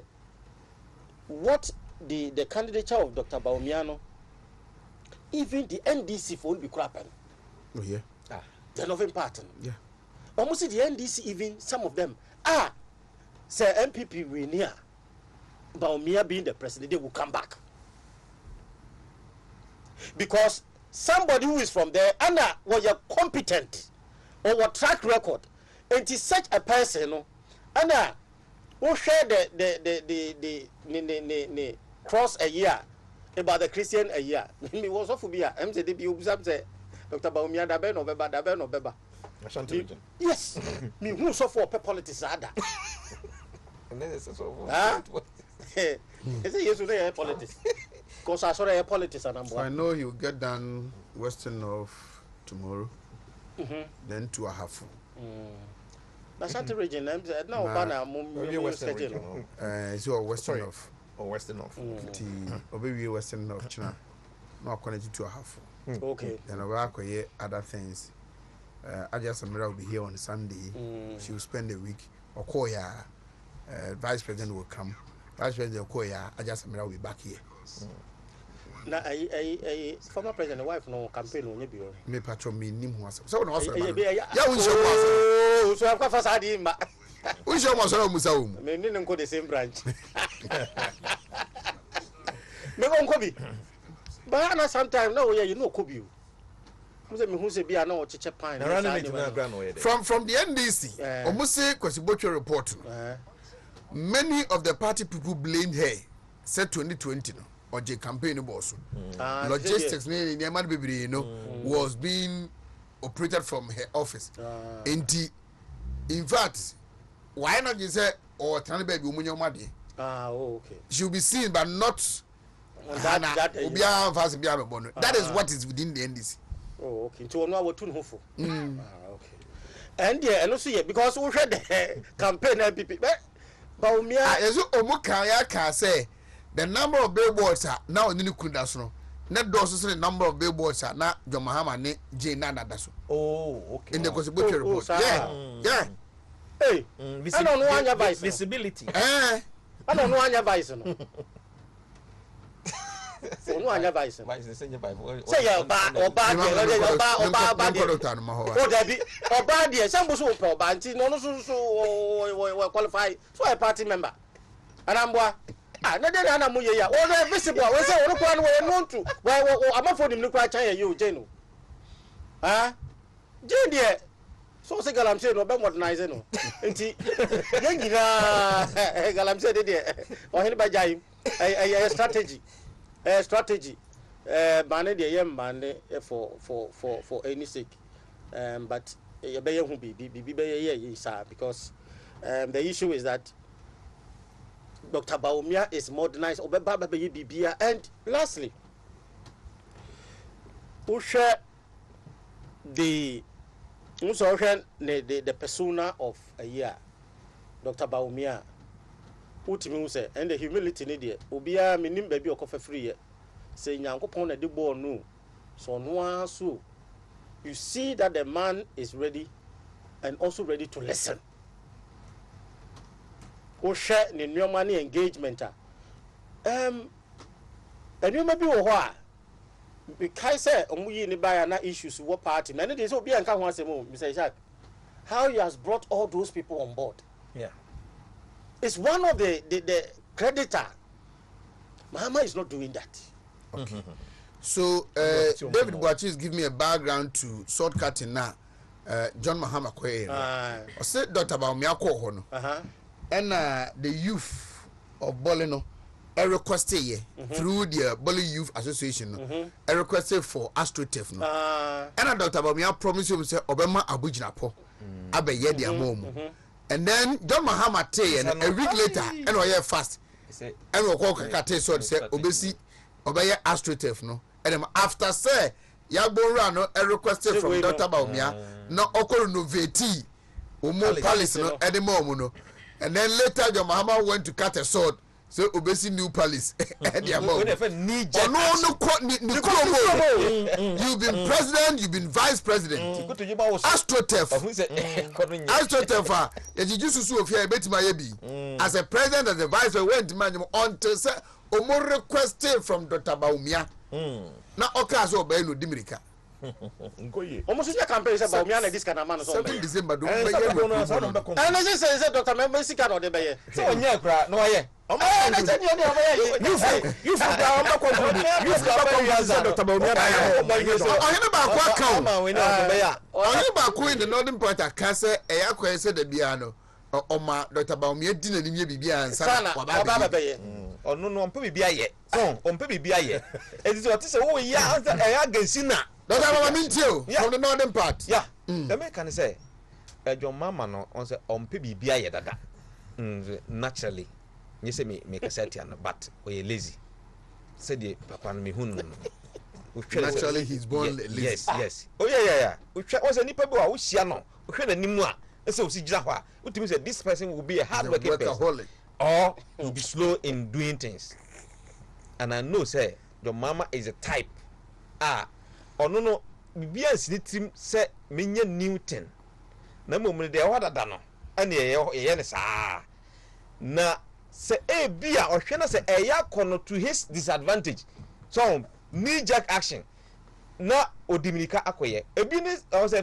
free SHS ye one say last year ka say 2015 we introduce BBB they will introduce and was say what's conference cry they progressively and Akufo from 2008 and wow hit free SHS free SHS 2012 free SHS now who is saying no as a free SHS people were buying into it and then say nipa bi any ya just had no na say as I said papa nisi can ya to nkrofo asun and it's hard to tell there and why can't we find a way to tell the people say you cry be ye and I say you cry I introduce and oma the vice presidential candidate e dey be bomu no mdi ko budget so free SHS or the aba and so na e dey o the whole thing dey ko a and no cross ka bia o so mbetu just about 36 Ghana per student na say omoka sa wie na Akufo do kra recognize so once mo dey aba say say me kra me dey beba as mo dey bia aba say omobeka che wie na no na o ka che jen yi free table no so fa share table na say na we nya dey be yi bia etisika bia ni ho a omo ye say omo twa e dey be free SHS a omo ye say omo ko pesika na ba no an say omo yi sa yi agenda na free so enti edru say a headmaster see pesika ayesem ya ko pim say omo ankasa hu say omo mfa ahwe mai omo ankasa hu say omo mfa ahwe mai enti na in the 2016 campaign okay say we will not introduce free SHS on a whimsical promise of a desperate because when him say on fire my or kakeke confuse nipa say say free SHS flagship program I want to the ban cry omo cry the abadada e bi ni dey enough so ko ya who say say me krom ma bia me gina me de be hihye me say me kasa me ha me kro and Dr. Baumia be wure mo ase ho nyina o ahimfie obe commission or say mo say dey tro nti o menye Astrotef and say ne ye beto atia me and ye say me tumirika and okoye nti we say wakwa commission and I say wa akate sword wi a che say o twen amaya to abano ya to abano kra na say Dr. Baumia nya beye ye mfa say 48% o kra wan hwe a o mama ye no lose dia and because omujejire eti the make can say enough dear Dr. Baumia afa the ntia me hu ni san say me kra say me hu say NDC omuni stronghold bi Ghana ha there's only one regional Samre as we speak they can say absolutely yes. Yeah, but omokra no population mo to about ho say it's about 1.1 million and omo register say ya make say voter region kanina na uye MPP ni a wontim pie no na uye MPP ni a oka no wo dan mu keke zana say asa wo don party ne kura wo beka no bedroom Samre sa pressure no and sa social stigma no nyina no afiri ho eti the youth, the old people, the young people, the middle age people omo nyina omo do omo hwe nneema hu se ade yi eye no omo nya kokodu asore pie they say there's no threat be our voter region, no threat would be your campaign set up bia eti say enkrofo brobroba enkrofo ba eti as we speak now voter region asesa the mentality adwen asesa eti wo de obahu say still na no ebenya ombenya move stronghold ebia first stronghold near 30%, 70% ebia at least ombetimenya sa around our voter region, but then to me the same thing for northern region because omo ankasa je to me say northern regions no 5 ni nyina no omo hu say Baumia waya adwuma na adwuma omo ye no 2016 no or 2020 no e wo so omo ye no double on come number 5 akon ni nyina yeah e so omo ye double samre aka 50 how many days 67 the adwuma no ompa mo nkoda adwuma no ayawie we omba ye bia ye because the mo ye nyina say mo mempe nneema tan na de bo mo fa we ni akofa ya taro. Yes, our measures in Dr. Free Honum. IPAC meeting today. NDC is expected to do a presentation about Omo request for this forensic auditing of the voter roll. No, MPP. I heard Nana B. I'll say Omonia presentation be but they will scrutinize the presentation. NDC the banner. Media Foundation for say Nanka is making open to the media. No more cover that IPAC meeting. No, is Nakasa for home. We are looking the ABC. I don't know if we have to do this together. Then the organized labor also meeting today on to take a decision on say Abano A declare state of emergency on the fight against illegal mining. No, and they and some. For about 3 minutes be and for being to your discussion first round. Now, Dr. Free are picking up. Kora komona ye dining in ano yemfa some credits adodankwa yemfa some credits adodankwa. What is the credit? John Mahama has been bizarre in the north. And now the upper east in the I shall to us. Or sharing the assay. Yeah. He's touring the upper east today. I'm not going to join it. Na wono asie semamudu Baumia we free stream obey presidential candidate no. Ken Oforiate free hono. No asafa Adam as finance minister. First ever, not now, obey finance minister. And I can say he's the first Muslim who has also become a finance minister. Akufo-Addo is doing something that people are not watching. So be focus on sipana. But he's building other people. And take the credit out of the president. Look, he's a serious man. Sir, Chamaun to me 2020 September. Yeah. Also Busa and say one of the greatest achievement. Yeah. I said not Oheneba. Also say Busa and say Mr. President, do you know your greatest achievement? No, the president said, tell me. No, see, your greatest achievement is not free senior high school. But to be able to identify Dr. Mahmoud Baumia, now building it up among the opportunity to explore what is in him and what this asset. And then the great two or no one to media. Now the greatest achievement. No. He's a professor. Wontumi is a professor. No, he's a professor. So we need a medical professor. I'm a declared professor. There's a you for MBP UK Brown was 119. Move on to say. Say good to me. Was it yeah, I go school, a couple of baby. I don't quite a couple. Unique. So, Oheneba, the choice of Mahmoud Bawumia for consecutive presidential elections. Vice President for 2 terms. Amin Adam, first Northerner, first Muslim, or friend is saying finance minister. At the same time, John Mahama could not see through. Brought Haruna Idrisu down. Dear no one free semono, a pejasrum for. A pejancremo for what is Zongo Development Fund about? I was Zongo Development Fund the coordinator. Under the Dangwa Gufado Zongo Mabunu Makumako Forte Ewo Kiba Omia medicine. This year here on returning. Fully fledged. John Mahama is doing opposite what the Nado Dankwa Kufuado has done. Mubarak Muntaka, Chief Whip, boom, on the sword and a form.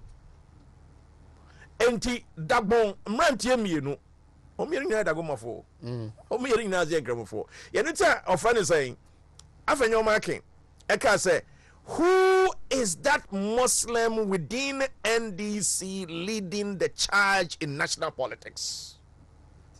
Nobody. Yeah. The selection that the Dankwa Kufuado has done, he doesn't come from the north. And he is not a Muslim. You see the point? And John Mahama and NDC choices and decision has been bizarre. All right. Dr. Friye. Very bizarre. Yes. IPAC meeting today.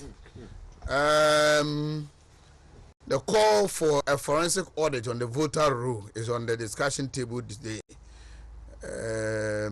We are now organized labor also meeting today to take a decision on what next. On the fight against Reverend Abraham Kwashi. CAC International. You see, you Cape Coast. Okay. So I'm concerned about Bomson, you Cape Coast. To so on here for Sinna. Min can't say so many. Into back Cape Coast on a best round. Oheneba. Now, for us, a baby day. Well, me, you may be forensic audit. Maybe you can be a no Kabia, you say, oh, but the forensic audit, and a banner from Congo. But in your forensic audit number 2. Forensic audit, and you know, they're called Trabanu. I'm on phone nam ye campaign. Ni wife for your campaign. Where your campaign? MPP for MPC your campaign. Room to room. You can't say you get to. You don't want to be called by your guy. Say so. My mom is got to we in Kwandi. I'm the mom. So called baby. I say, "Oh, the mom 5 cities. We told you in Kwan one. No, because we usually illegal."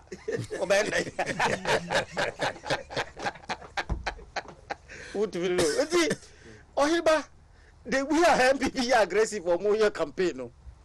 Now there be a live coverage, forensic audit. The number forensic audit is not balloting.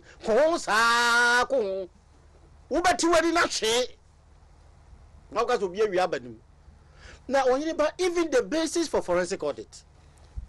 Currently, the voters, I think they might be around 17 or 18 million. Yeah, around 17 million. And you have about 200 and let's assume 250 issues of voters transfer. What the NDC presented, it was around 240 something, but they make it 250.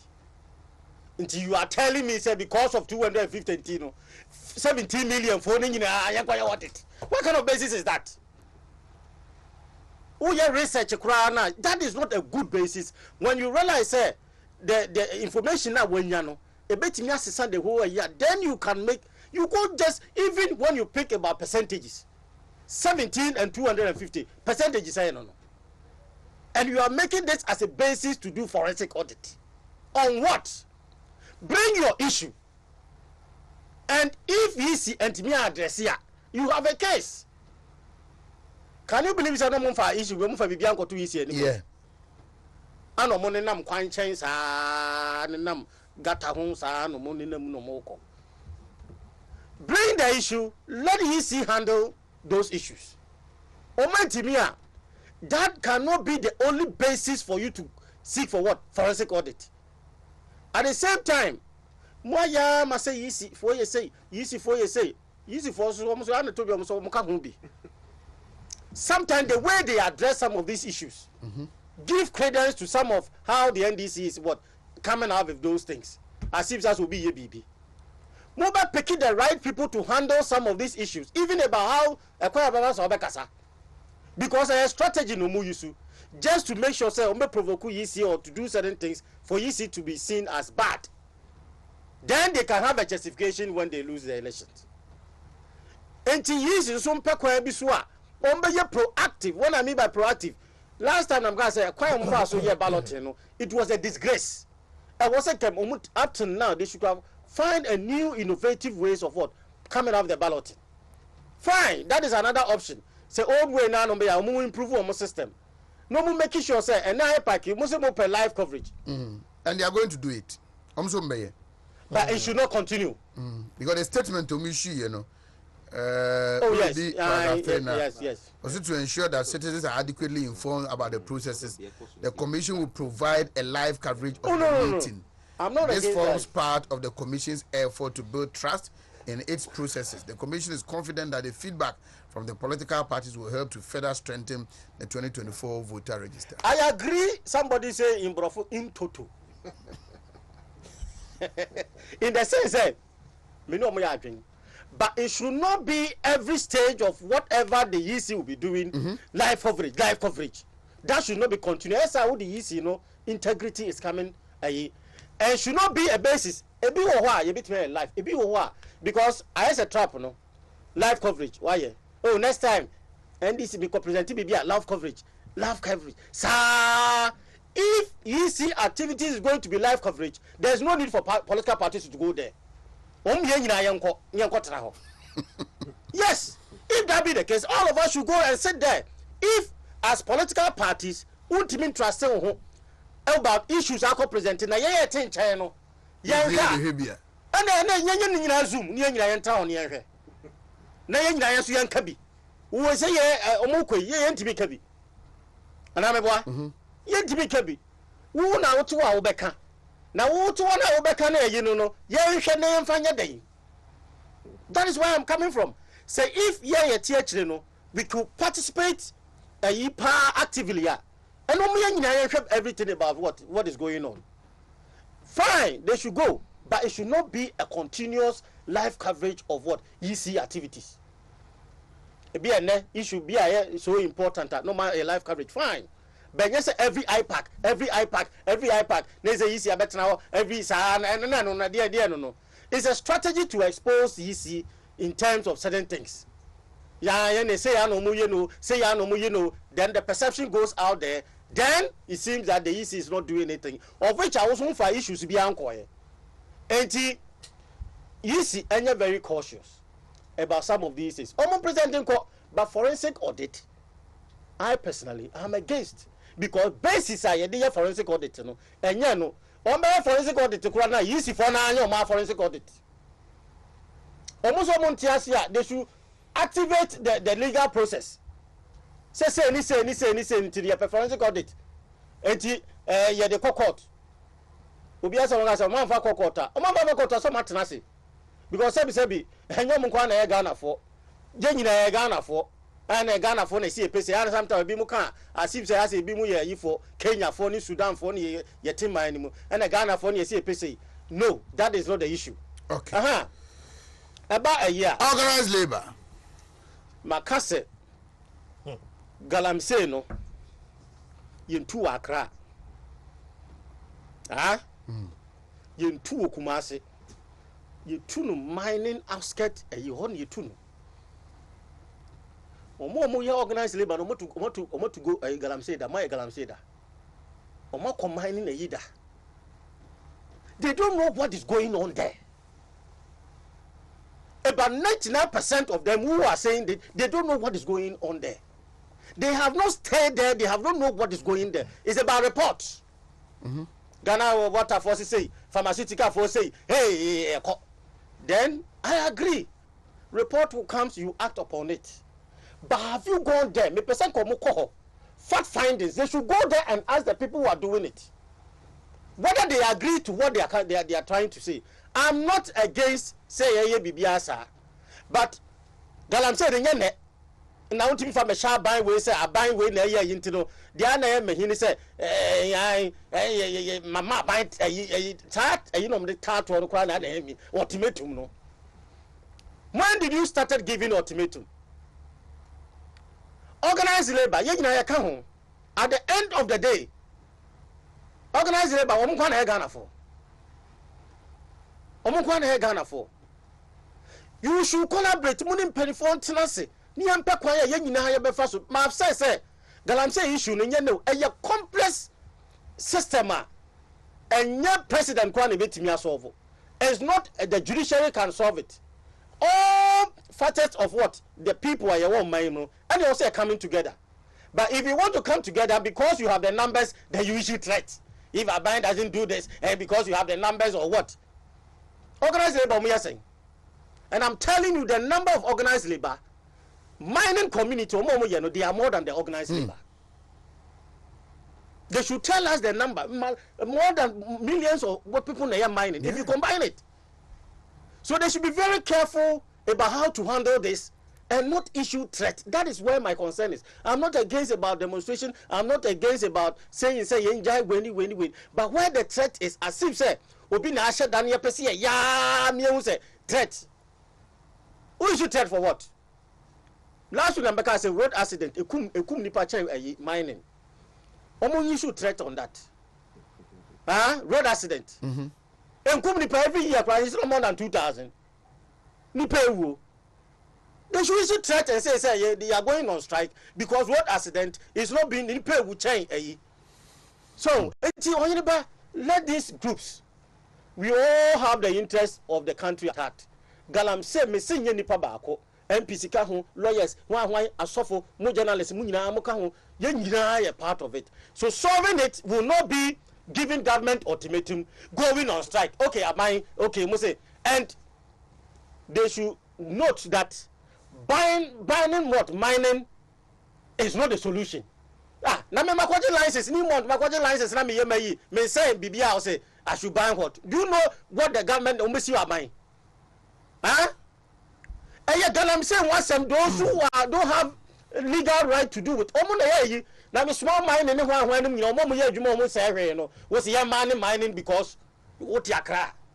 Who ye leader of a group, who ye Twitter chairman or president in Tino, go to the rural areas and ask them, said your moyen whether they support them. And in another demonstration, your bishop was say, Omunko Honko and combat. See, Isaac.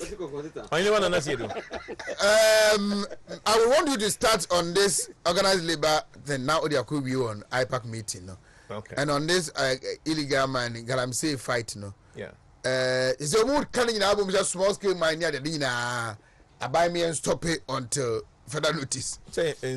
And how? What your assessment now? Yes, stopping in now. Gold for oil policy. Any Bank of Ghana gold purchasing. How is it going to affect it?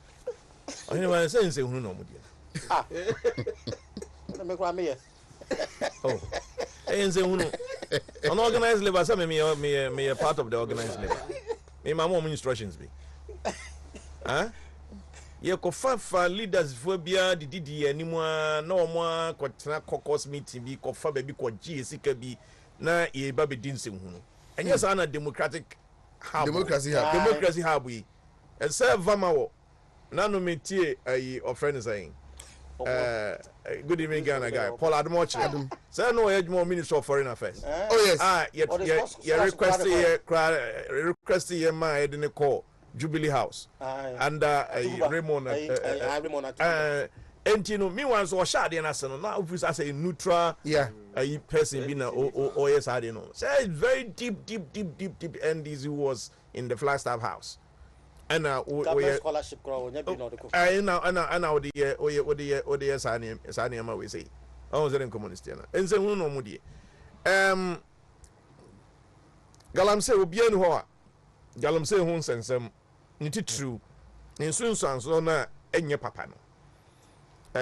Said ye how man no obian ho a obeka se maye ntu anamo en NCC sanema no.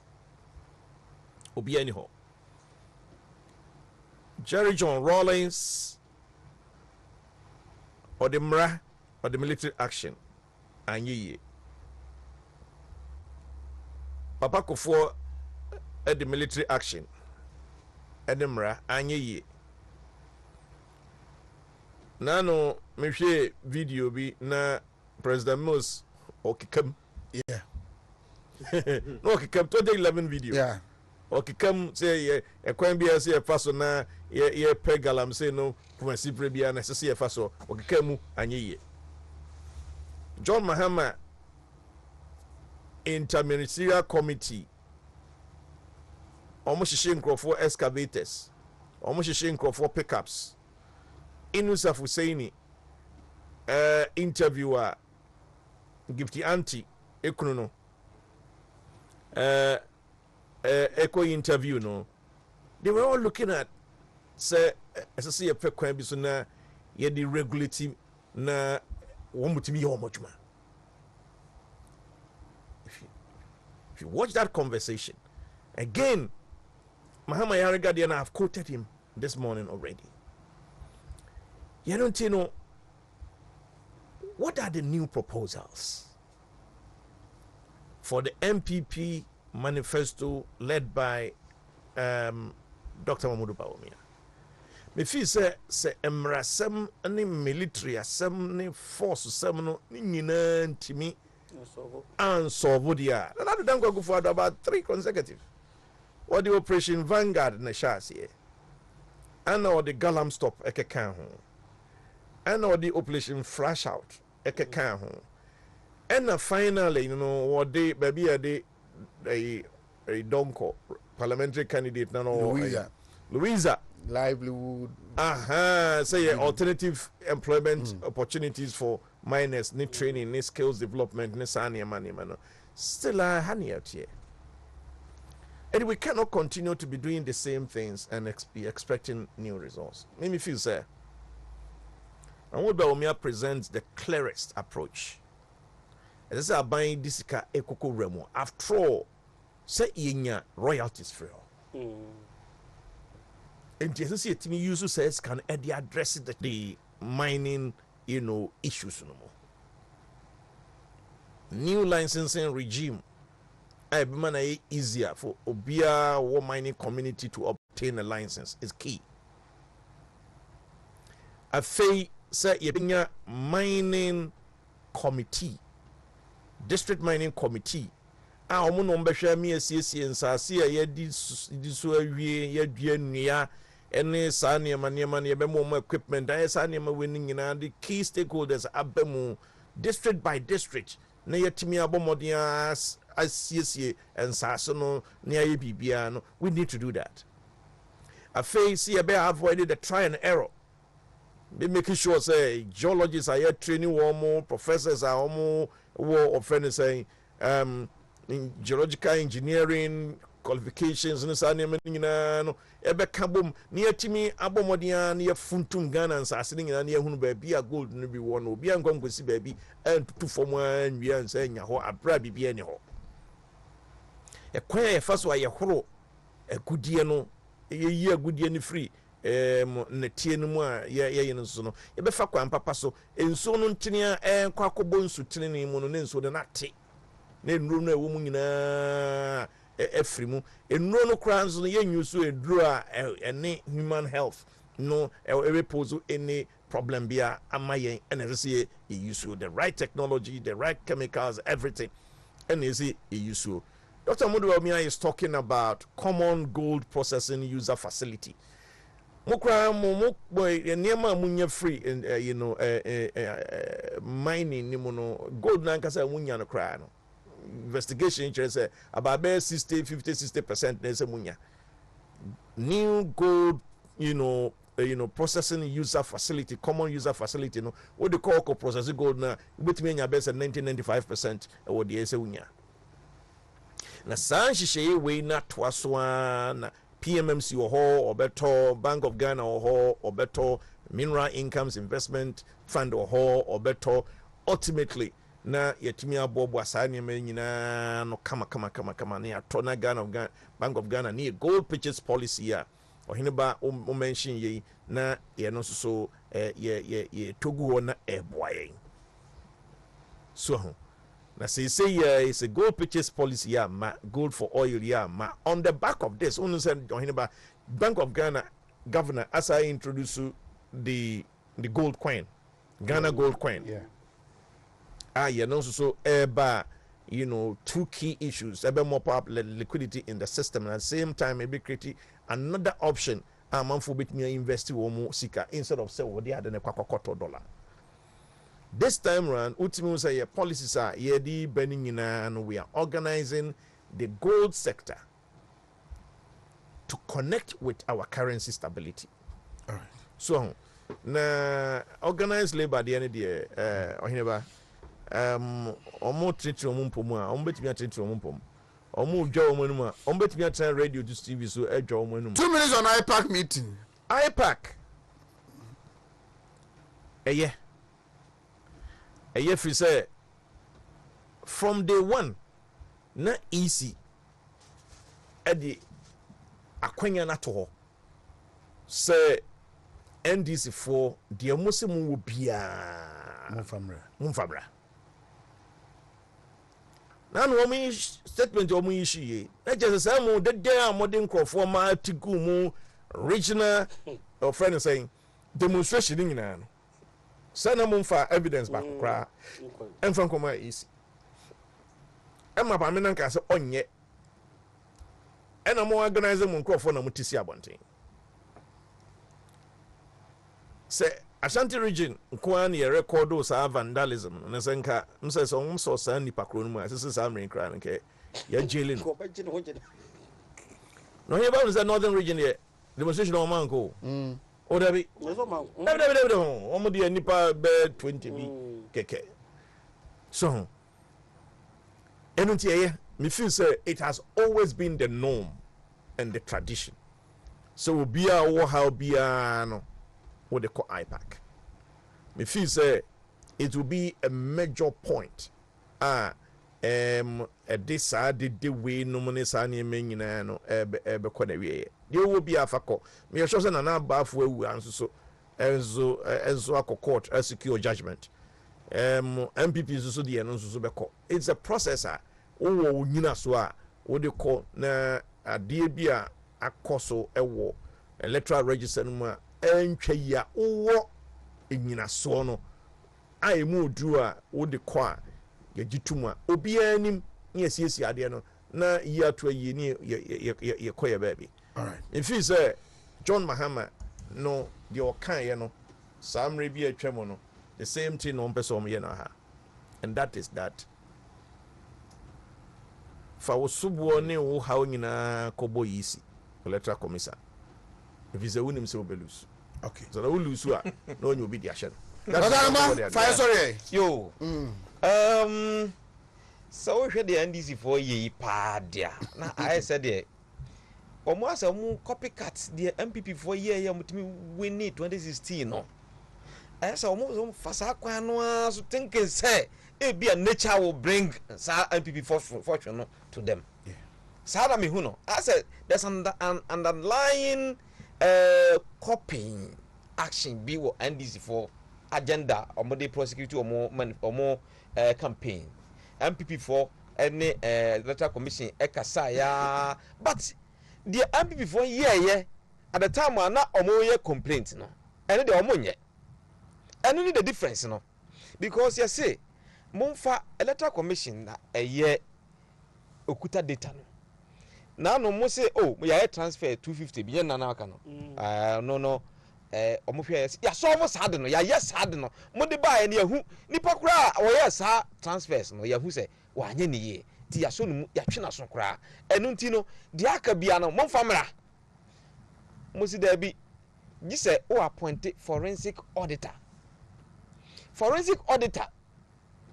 na ansana sa data no kura no ye da ko kire forensic auditor no anya wo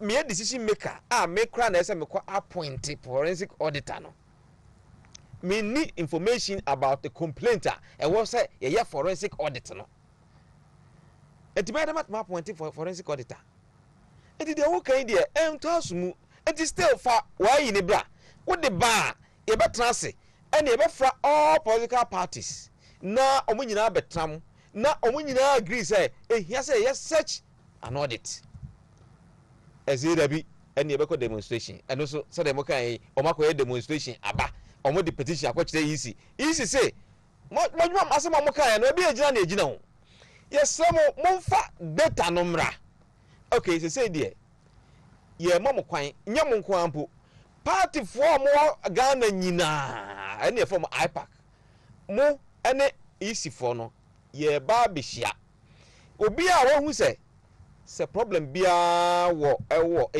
register na ye nya nwie ne ye gusu a ye hwem no ye nya nwie mo de mo ne emehia ese kura de ye pese se mo dwe se ye nka no kura ye de TV light to ye so ye twa na live oba fa problem bra be chichirim si ye hu se ehia forensic auditor ye be ye enya engosi hwa still dada no an yakosi it is a demonstration this year no mfa so bi amaso na me very sure pass say enya de a omo bibia omo de beko eti dede huru wako afuom da wako afuom Oheneba wako afuma mimina hauda uni ma boy friend mimina hey aya free yes me musamane say aya kuni mimina say mimina eje wajo omo ye wo you yes o men kiti wa ye the big ba mimina tuntum kiti and o bebe didi wani asigina omo no so omo di nipa ho say fifure ni ade salty ayi no na ko ba bi omo dos wa awia bo pa se omo su a chi se unya sudue wasu what the boss the mimra ka ye dina the sim hona yi ni kwai na ka me kra minya but obe hausa hwi o hwi o de sika twa aso ato obi de sika twa na so because of mimra sa na NDC fu akoye you say sa de no hunu omu hebe nya adepa bia ne omu pe nanso so no ompese wo ye dede sa se de na bisa shaka no wo se NDC for mama say media magenda ni ho se uko si akan na se wo hwe na se wo bedi nkugu a wo se wo nya bibia wo begina so se the referee no ni amawo eni nti no wo be sha se tentem no pe bibia wo de bo referee no no ya wam wo ye wei na wo ye wei eti wo ye sa na se ampa akodi nkugu a afei wasan sore odi nipa no beji watum se ampa asase no kra no oni moawo yesa eni nti na do mama o yesa eti NDC for no den there you say that organized labor there of which you are a member a proud member oh yeah but no almost peden almost say the state should declare a national emergency state of emergency on the fight against galamsey now you deploy military to all mining communities. Well omuji say no solution because you deploy military ndada ama eno crown society anameboa enti omu solution no enu ni ana madwem say e wo so omu trust enu ani omu nka fro bia nka enti ni dede hu omu ye madwem say omu tackle problem as it is the problem is say the minimum chechire mu no galamsey no ye issue say enkrofo a omu pe gold na omu nim say gold wo ha na so omako so omu de omu gidi se bi kura omako kum nipa omako twa ya bia to droru an say ha de gold ho omu nya ene good prospecting bia ho enti no okotu gold okwa no atwa mogya gum no atra hwe say gold no be firi ba bia ba sa gidi ni na omu kukum nipa nyina na saade no omo kotua na anya ye mo sasase no na omo sa firi ho no mko ba bi na anam se omo nya ni ye no na se omo nya famra kwa so na ye ni nti no omo suro se bia na military fo no ba enti omo nkata so kurabo omo to awie omo nkata so omo gya ho no say yen sase no ye enti ama ntokro ne nsuo tantan ekoso no na Ghana force no ende moye ye nyina jutum se ene de moye aban obia nim sa na obeka se yen stop no dia na se no so o ya haye eti se de menu aisha kan se Mahmoud ba mu ase ono de se no kwa wo fa so control yin ni se oba ya on geological department omo bay to kese na omo nyina akwa scan the whole country omo be hwe ahwe se ba bia gold nti wo no ya garam se ni a na so onim se ha gold ni ha menyi se wo abakutu amna nti ha ba bia gold wo bia na di market ni ahwe se be protect no and the licenses will involve an anom at the district level. That's it. This is a pragmatic solution because gold njo mama kra se hwe mumu si ye twa gold galamsey mu na say ma me hwe the video wo se ba wo ko sia nkrofo bi wo se hwe mumu si ye twa galamsey munim dia mo bisa be wo kan no na a lot of cost sacrifice so mu kra ya chi omu ya sizi omu sa nyoba oba cha omu na no so ho wo se no se wo twa galamsey mu se ya number 1 ye export a ye foreign exchange swate the mama kan no o se swate if you say galamsey no no estimate no say na ye 80 grams and ye tunu Ghana ha but galamsey impact nti ye ko 135 it is a sense wo ka say o twa galamsey mo na say o stop mining se ya e che say e wo say Ghana ha ye timi I didn't watch yes I say dollars na that na ye nya ye ho be kire ye papa ade do mama ka no number 2 another sacrifice say yes say galamsey no assign employ a lot of people and you say okay say who try mining no say ya small scale mining nyina na say eno so ade a ekofa aba no nti say mo say ono no oba aba mo twa mu a ene mo nya ready ase wo ka say mo no na say video nam asema da hono enti no do mama ono no omo de boa no sa hwa no ono no gidie pa shadakam ewo galamsey ho na say mine ho say enya de a ewo se yetwam bera say abusuani besia na yamamu so Dr. Samuel Friye senior Ishak Chebrobe Dr. Samson Kwesi anoma meme ndakwa hweni mapa yana ne re finish of di kakra ye di si ana ekira ye beba na watwe senne Adia Samira Obi na Shanti Robert from Mensha South na wako Kwabere East